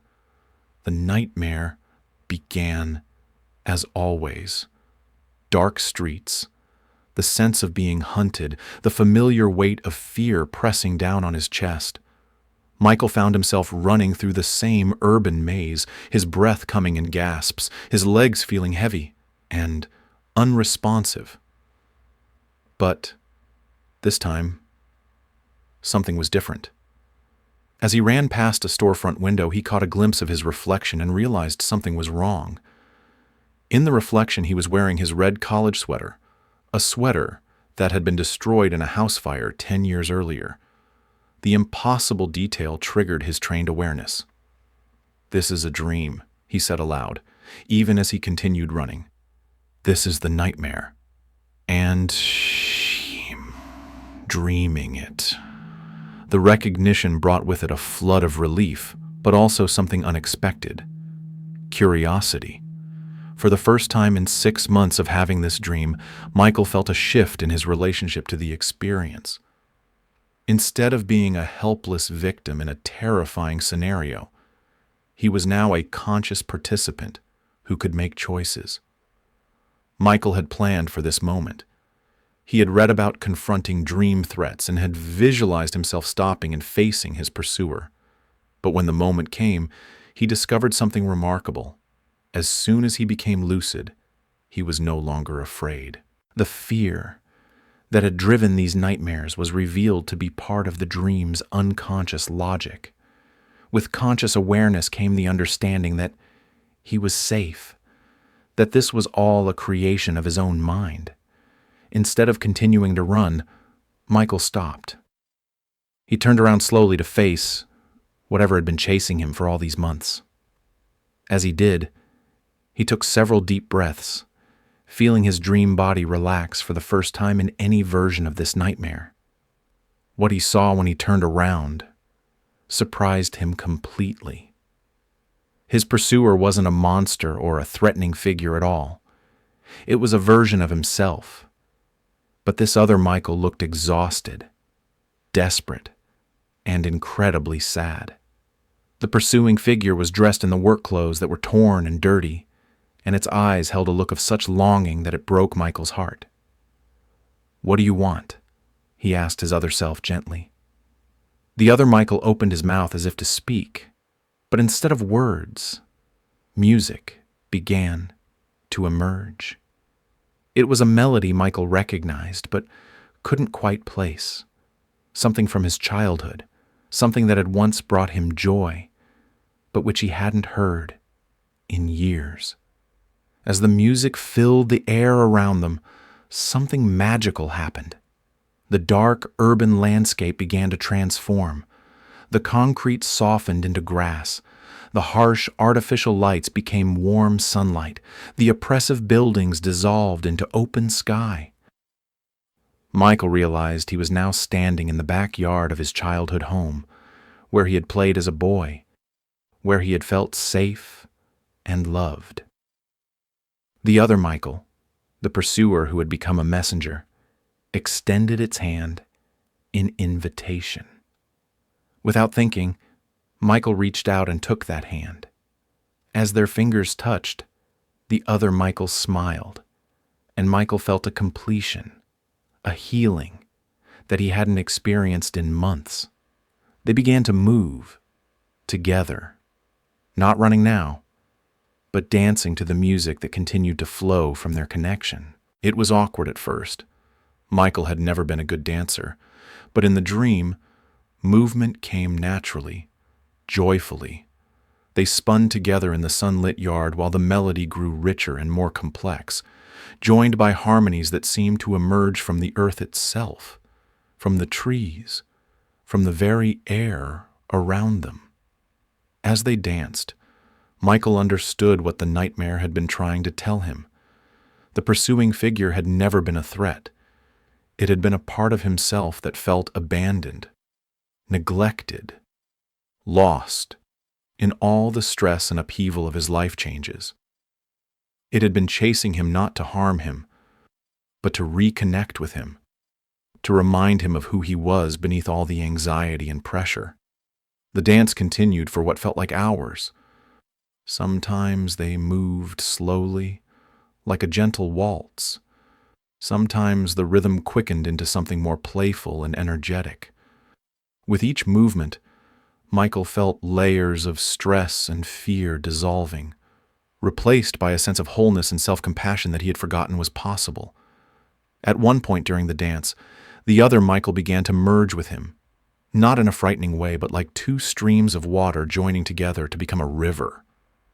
As this integration occurred, Michael felt himself becoming more complete, more authentically himself than he had been in months. The music gradually softened into a gentle lullaby, and Michael found himself alone in the sunny yard, but no longer lonely. He was filled with a sense of peace and resolution that penetrated to his core. He knew, with dream logic that felt more true than any waking reasoning, that the nightmares were finished. The pursuing figure had delivered its message and been welcomed home. Michael woke up naturally as dawn light filtered through his bedroom window. For the first time in 6 months, he woke up feeling rested, peaceful, and optimistic. The crushing anxiety that had been his constant companion for so long felt lighter, more manageable. More importantly, the nightmare never returned. In its place, Michael began having dreams that were gentler, more creative, and often lucid. He had learned not just how to recognize the dream state, but how to work therapeutically with his own unconscious mind. In his dream journal that morning, Michael wrote, "The thing I was running from was the thing I most needed to embrace. The nightmare wasn't punishing me. It was trying to heal me. All I had to do was stop running and listen to what it was trying to say." Michael's experience illustrates one of the most powerful applications of lucid dreaming, the transformation of nightmares through conscious engagement. By becoming lucid within his recurring nightmare, he was able to move from unconscious reaction to conscious response, from fear to curiosity, from running away to turning toward. The chase that became a dance represents a fundamental principle of working with difficult material in lucid dreams. Often, the things that seem most threatening in our dreams are actually parts of ourselves that need attention, integration, or healing. When we can meet these dream elements with conscious awareness and compassion, profound transformation becomes possible.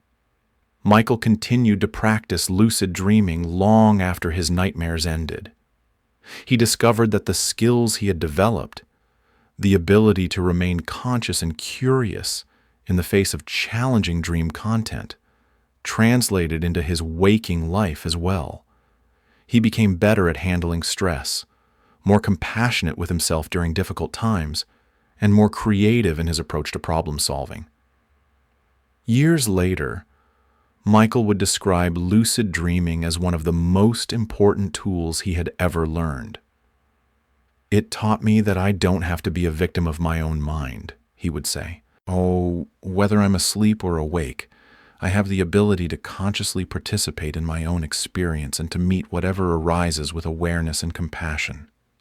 The dance continues in Michael's dreams even now, not as a resolution to nightmare, but as a celebration of integration, wholeness, and the remarkable capacity of consciousness to heal itself through recognition, acceptance, and love. Tonight, if you encounter challenging elements in your dreams, remember Michael's story. Remember that lucidity offers you the choice to stop running and turn around, to meet whatever pursues you with curiosity rather than fear, and to discover the healing wisdom that may be hidden within even your most difficult dreams. Chapter 14. The Kitchen Light. Sometimes the most profound experiences begin in the most ordinary places. This was certainly true for Maria, a nurse and mother of 2, whose first stable lucid dream occurred not in some fantastical landscape, but in the familiar space of her own kitchen. It was 4:30 in the morning, and Maria found herself awake, or so she believed, moving quietly through her house so as not to wake her family. This wasn't unusual. Her work schedule often had her up at odd hours, and she had developed a ritual of making herself a cup of chamomile tea before settling in for a few more hours of sleep. The kitchen was exactly as she remembered it. The worn wooden countertops, the collection of coffee mugs hanging from hooks beneath the cabinets, the small herb garden on the windowsill that she tended with such care. Everything felt completely normal, completely real, except for one subtle detail that her month of reality check training had prepared her to notice. The gravity felt different. Not dramatically so. Not like floating or flying, but as if the air itself was slightly thicker, more supportive. When she walked across the kitchen floor, her footsteps felt lighter, more buoyant, as though she were walking on the deck of a boat on gentle swells. Maria paused by the kitchen island, her hand resting on its smooth surface, and performed the reality check that had become second nature to her. She looked at her hands carefully, studying the lines on her palms, the shape of her fingers, the way the dim light from the range hood played across her skin. Her hands looked normal, but when she looked away and then back again, something was different. The lines on her palms had shifted slightly, rearranging themselves like a slow-motion kaleidoscope. It was such a subtle change that she might have missed it if she hadn't been practicing this exact observation for weeks. "I'm dreaming," she said quietly, and her voice sounded different in the dream kitchen than it did in waking life. Richer, more resonant, as if the air itself was amplifying her words with perfect acoustics. The recognition brought with it not excitement or alarm, but a deep sense of wonder and gratitude. After a month of practice, she had achieved what she'd been working toward, and it had happened in the most peaceful, natural way imaginable. Maria looked around her dream kitchen with new eyes. Everything was exactly as it should be, yet everything was also subtly enhanced. The colors were deeper, more saturated. The wooden countertops seemed to glow with inner warmth. The herbs on the windowsill appeared almost luminescent, as if lit from within by their own life force. She decided to continue with her tea-making ritual, curious to experience this familiar activity with lucid awareness.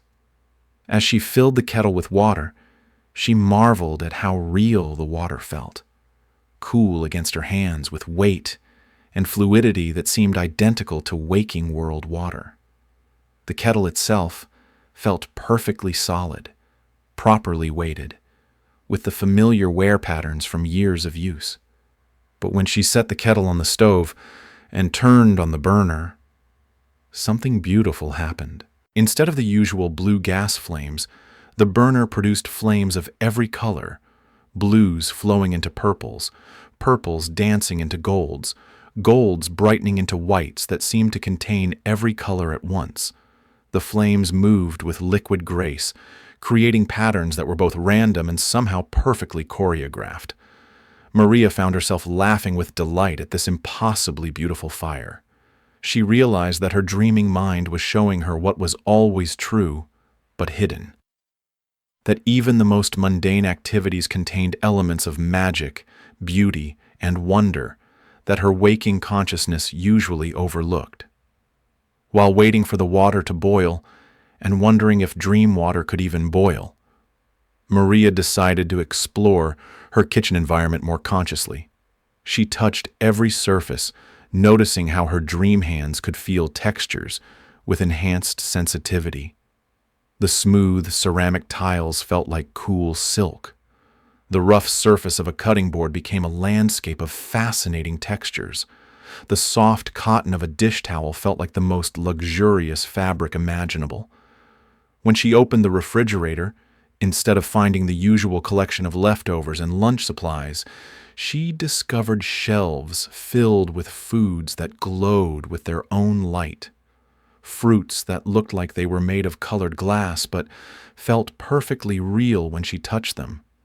Vegetables that seemed to pulse gently with life. A picture of what appeared to be liquid starlight.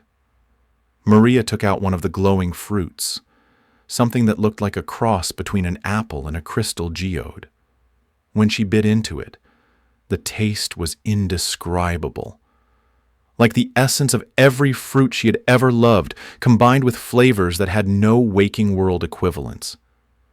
The juice that ran down her chin sparkled with tiny lights. The kettle began to whistle, but instead of the harsh shriek of steam, it produced a melody, a gentle, harmonious tune that seemed to fill the entire kitchen with musical warmth. Maria realized that her dreaming mind was creating a sensory experience that was richer, more beautiful, and more meaningful than ordinary reality, while still maintaining the comforting familiarity of her home space. She made her tea using leaves that looked like tiny emeralds and poured water that steamed with rainbow-colored vapor. The resulting brew glowed softly in her favorite mug, a simple ceramic cup that her daughter had made in a pottery class, but which now seemed to be crafted from the finest porcelain, decorated with patterns that shifted and changed as she watched. Maria carried her dream tea to the kitchen table and sat in her usual chair, marveling at how the simple act of sitting felt different with lucid awareness.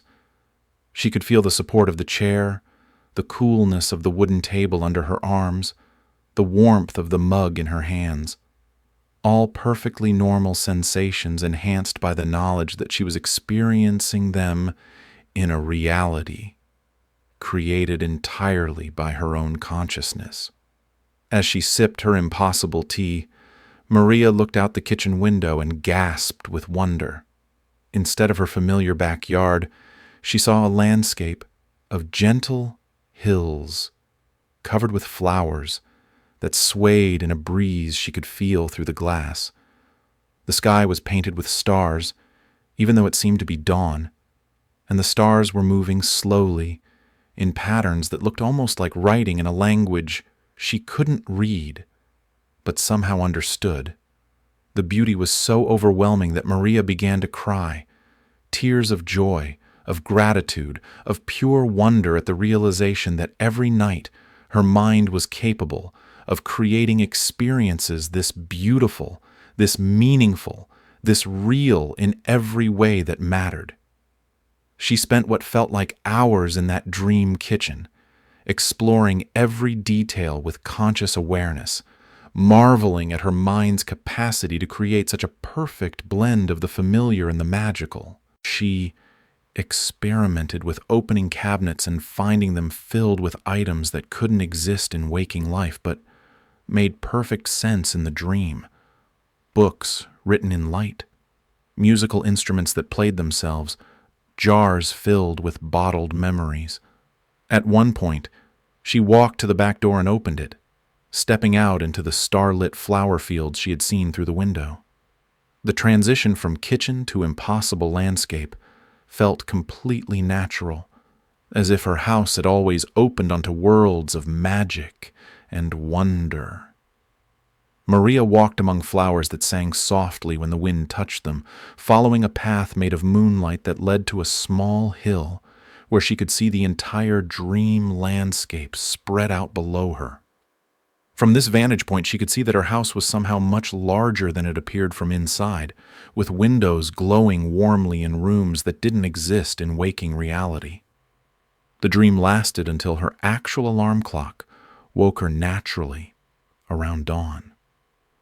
As she opened her eyes in her real bedroom, Maria felt a profound sense of completion and gratitude. She had experienced something that felt more real, more meaningful, and more beautiful than most of her waking life. In her dream journal that morning, Maria wrote, "The kitchen light was different, and that made all the difference. Everything familiar became magical. Everything ordinary became extraordinary. I realized that the capacity for wonder isn't something we lose as adults. It's something we forget to notice. In the dream, I remembered." Maria's experience demonstrates the profound beauty that can be found in simple, familiar settings when experienced with lucid awareness. Her kitchen became a gateway to wonder, not because it transformed into something completely different, but because her consciousness transformed her relationship to it. The story of the kitchen light reminds us that lucid dreaming isn't always about flying through fantastical realms or having epic adventures. Sometimes the most meaningful experiences come from seeing familiar places with new eyes, from recognizing the magic that exists within the ordinary, from discovering that our own minds are capable of finding beauty and meaning in the simplest moments. Maria continued to have lucid dreams, many of them beginning in that same dream kitchen, which became a reliable launching point for all kinds of adventures. But she never forgot the lesson of that first experience, that lucidity isn't about escaping from ordinary life, but about recognizing the extraordinary nature of consciousness itself, whether we're asleep or awake. Tonight, if you find yourself lucid in a familiar place, remember Maria's story.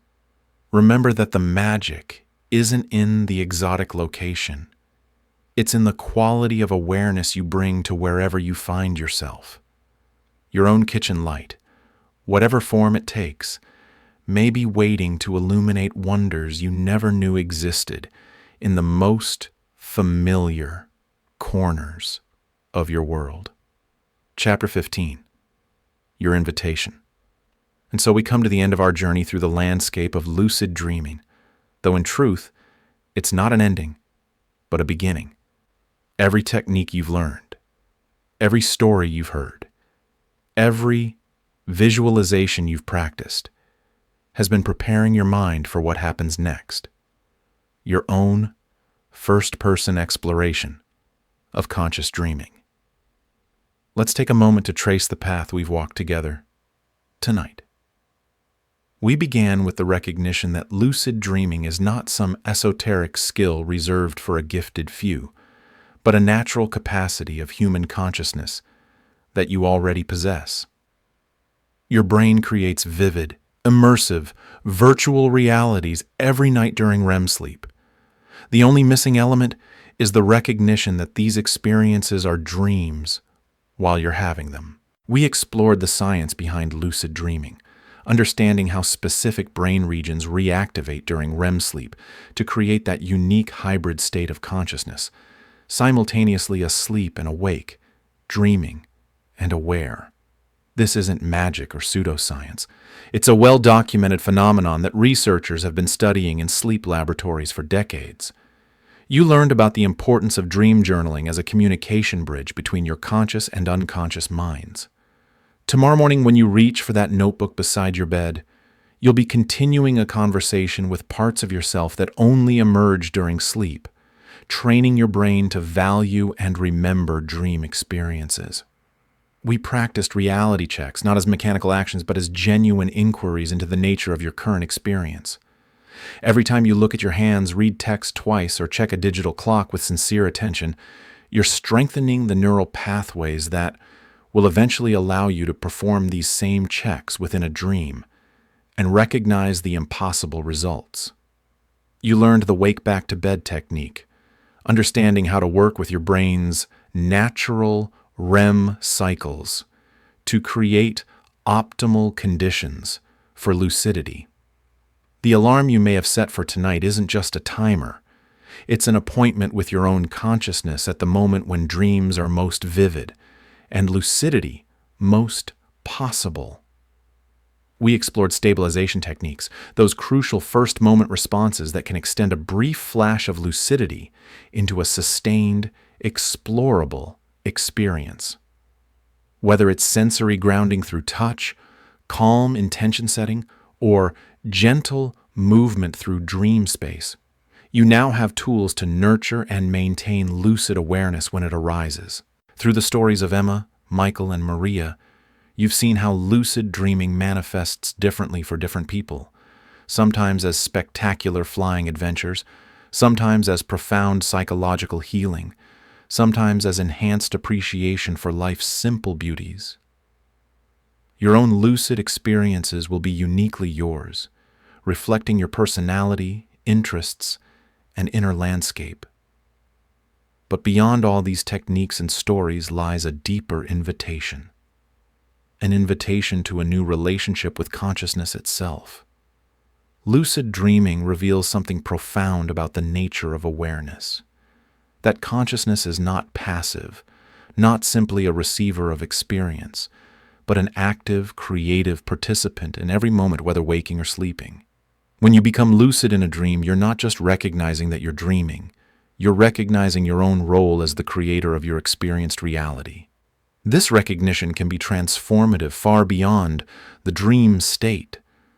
People who practice lucid dreaming often report increased creativity, enhanced problem-solving abilities, greater emotional resilience, and a deeper sense of personal agency in their waking lives.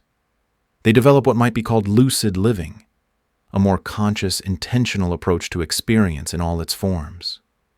The invitation before you tonight is not just to have a lucid dream, though that would be wonderful.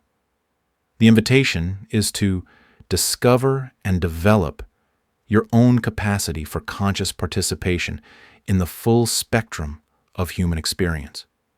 Tonight, as you prepare for sleep, you carry with you everything you need for this discovery. Your intention, clearly set and gently held, to recognize the dream state when it arises. Your attention, trained through reality check practice to question and examine experience rather than accepting it passively. Your journal, ready to capture whatever emerges from the night's explorations, whether fully lucid or simply more vivid and memorable than usual. Your techniques, from WBTB timing to stabilization methods, giving you multiple pathways to lucidity and tools to maintain it when it occurs. Your patience and self-compassion, understanding that developing any skill takes time and that every step in the learning process is valuable, whether or not it leads immediately to full lucidity. Most importantly, you carry with you the understanding that lucid dreaming is not separate from your normal life, but an extension of your natural capacities for awareness, creativity, and conscious choice. Some of you will become lucid tonight. Others may need more time to develop the recognition patterns and neural pathways that support lucid awareness. Both trajectories are completely normal and equally valuable. What matters is not the speed of your progress, but the consistency of your practice and the openness of your curiosity. If you do become lucid tonight, remember the principles we've discussed. Ground yourself through your dream senses. Set modest initial intentions. Move gently through the dream environment, and allow yourself to be amazed by your mind's creative capacities. Start small, stay calm, and let wonder guide your explorations. If lucidity doesn't come immediately, pay attention to any changes in your dream recall, vividness, or content. Often, the practices we've discussed enhance dream experiences even before full lucidity develops. These improvements are valuable in their own right and often precede lucid breakthroughs. Whether tonight brings lucidity or simply better dreams, you're embarking on a practice that can enrich your life in countless ways. You're developing a more conscious relationship with your own mind, a deeper appreciation for the creativity of consciousness, and skills for navigating inner landscapes with awareness and intention. The door we spoke of at the beginning, that shimmering portal labeled awareness at the end of a moonlit hallway, is no longer a metaphor. It's a real threshold in your own consciousness, one that you now have the knowledge and tools to recognize and open. Your dreams tonight will be different because you are different. You approach sleep with new understanding, new techniques, new intentions. Your unconscious mind has been listening to every word we've shared, absorbing the concepts and methods that will help it create the conditions for lucid awareness. As you settle into bed tonight, as your breathing deepens and sleep approaches, carry with you this final thought. You are about to enter a realm where anything is possible, where the only limits are those you accept, where creativity and consciousness dance together in experiences more vivid and meaningful than ordinary reality allows. This is your invitation to that dance, to that realm, to the extraordinary adventure of lucid dreaming. The night is waiting. Your dreams are waiting. Your lucid consciousness is waiting. Step through the doorway. The most fascinating experience of your life may be just one dream away. Your journey into lucid dreaming begins now. As we reach the end of tonight's exploration into the world of lucid dreaming, I want to leave you with something crucial to understand. What you've just experienced is far more than entertainment or education. You have just participated in one of the most effective forms of lucid dream induction available, Sanachaksham, the power of pre-sleep programming. Every word you've heard tonight has been carefully chosen not just to inform you about lucid dreaming, but to program your unconscious mind for lucid experiences. As you've listened to these stories, techniques, and concepts, your brain has been absorbing and integrating information that will directly influence your dream content and awareness levels tonight. This isn't mystical thinking. It's solid neuroscience. The period just before sleep, known as the hypnagogic state, is when your mind is most receptive to suggestion and programming. The concepts you engage with during the hour before sleep are significantly more likely to appear in your dreams and influence your level of consciousness within them. Research has consistently shown that people who listen to lucid dreaming content before sleep are 300% more likely to experience lucid dreams than those who simply read about the techniques earlier in the day. This is because audio engagement activates different neural pathways than visual reading, creating multi-layered memory encoding that your sleeping brain can access more easily. Why tonight could be different? Tonight is not just another night of sleep for you. You have programmed your unconscious mind with lucid dreaming concepts and techniques for hours.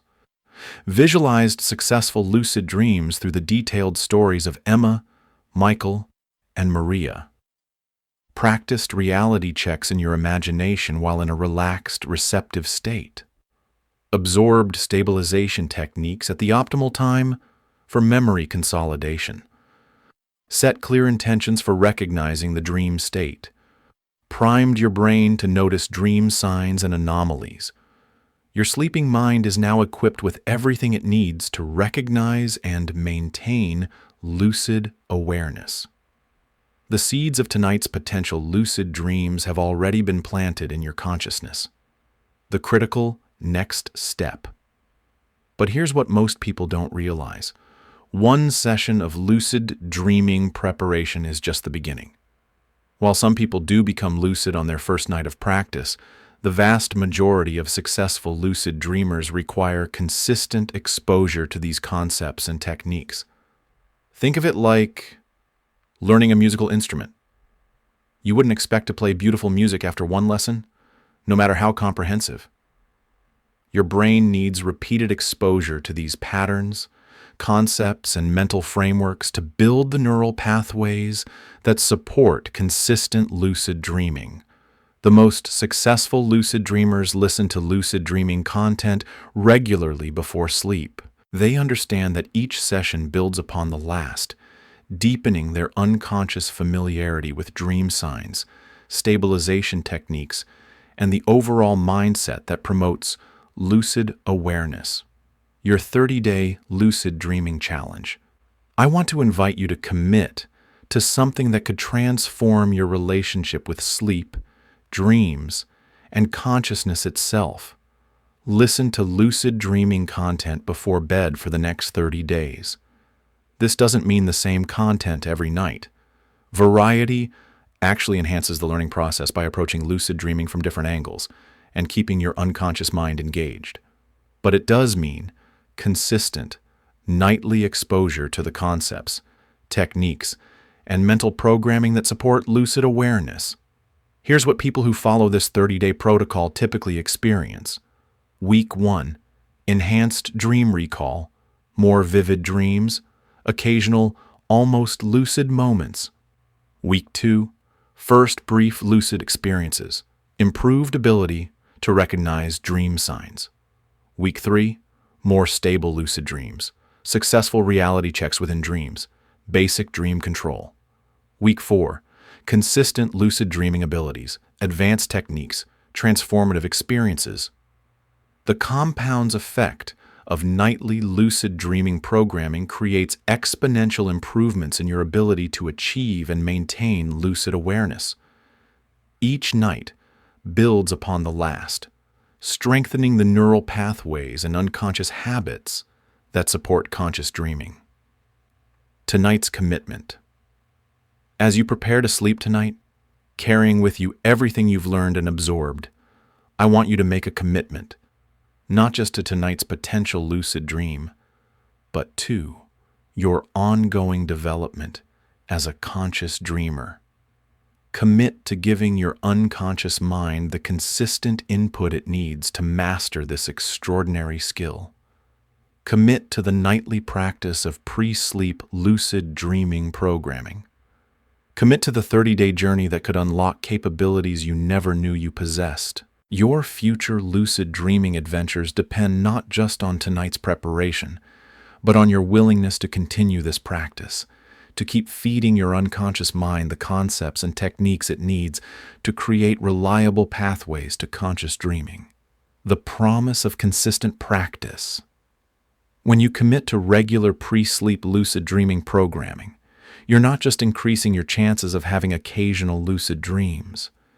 You're developing a skill that can transform your relationship with sleep from passive unconsciousness to active exploration, provide a safe space for working through fears, anxieties, and unresolved emotions, unlock creative potentials and problem-solving abilities you never knew you had, offer experiences of beauty, wonder, and possibility that enrich your entire life. Develop greater self-awareness and understanding of your own consciousness. Create a reliable practice for personal growth, healing, and transformation. Your next step. Tonight, as you drift toward sleep with all these concepts fresh in your mind, you're perfectly positioned for your first lucid dreaming breakthrough. But remember, this is just the beginning of what could become one of the most rewarding practices of your life. Tomorrow night, and every night for the next month, return to this practice. Listen to lucid dreaming content before sleep. Keep programming your unconscious mind with the concepts, techniques, and mental frameworks that support conscious dreaming. Your commitment to consistent practice is the key that will unlock not just tonight's potential lucid dream, but a lifetime of conscious dreaming adventures. The invitation stands. The door to lucid dreaming is open before you. You have the knowledge, the techniques, and the perfectly programmed unconscious mind to step through it tonight. But more than that, you have the opportunity to make this the first night of a practice that could transform your relationship with consciousness itself. Accept the invitation. Commit to the journey. Give yourself the gift of consistent pre-sleep lucid dreaming programming and prepare to discover capabilities and experiences beyond your current imagination. Your lucid dreams are waiting. Your conscious dreaming adventure begins now. Sweet dreams, future lucid dreamer. See you in the landscape of infinite possibility that awaits in tonight's dreams and in all the lucid adventures that consistent practice will bring. The night is yours. Dream lucidly.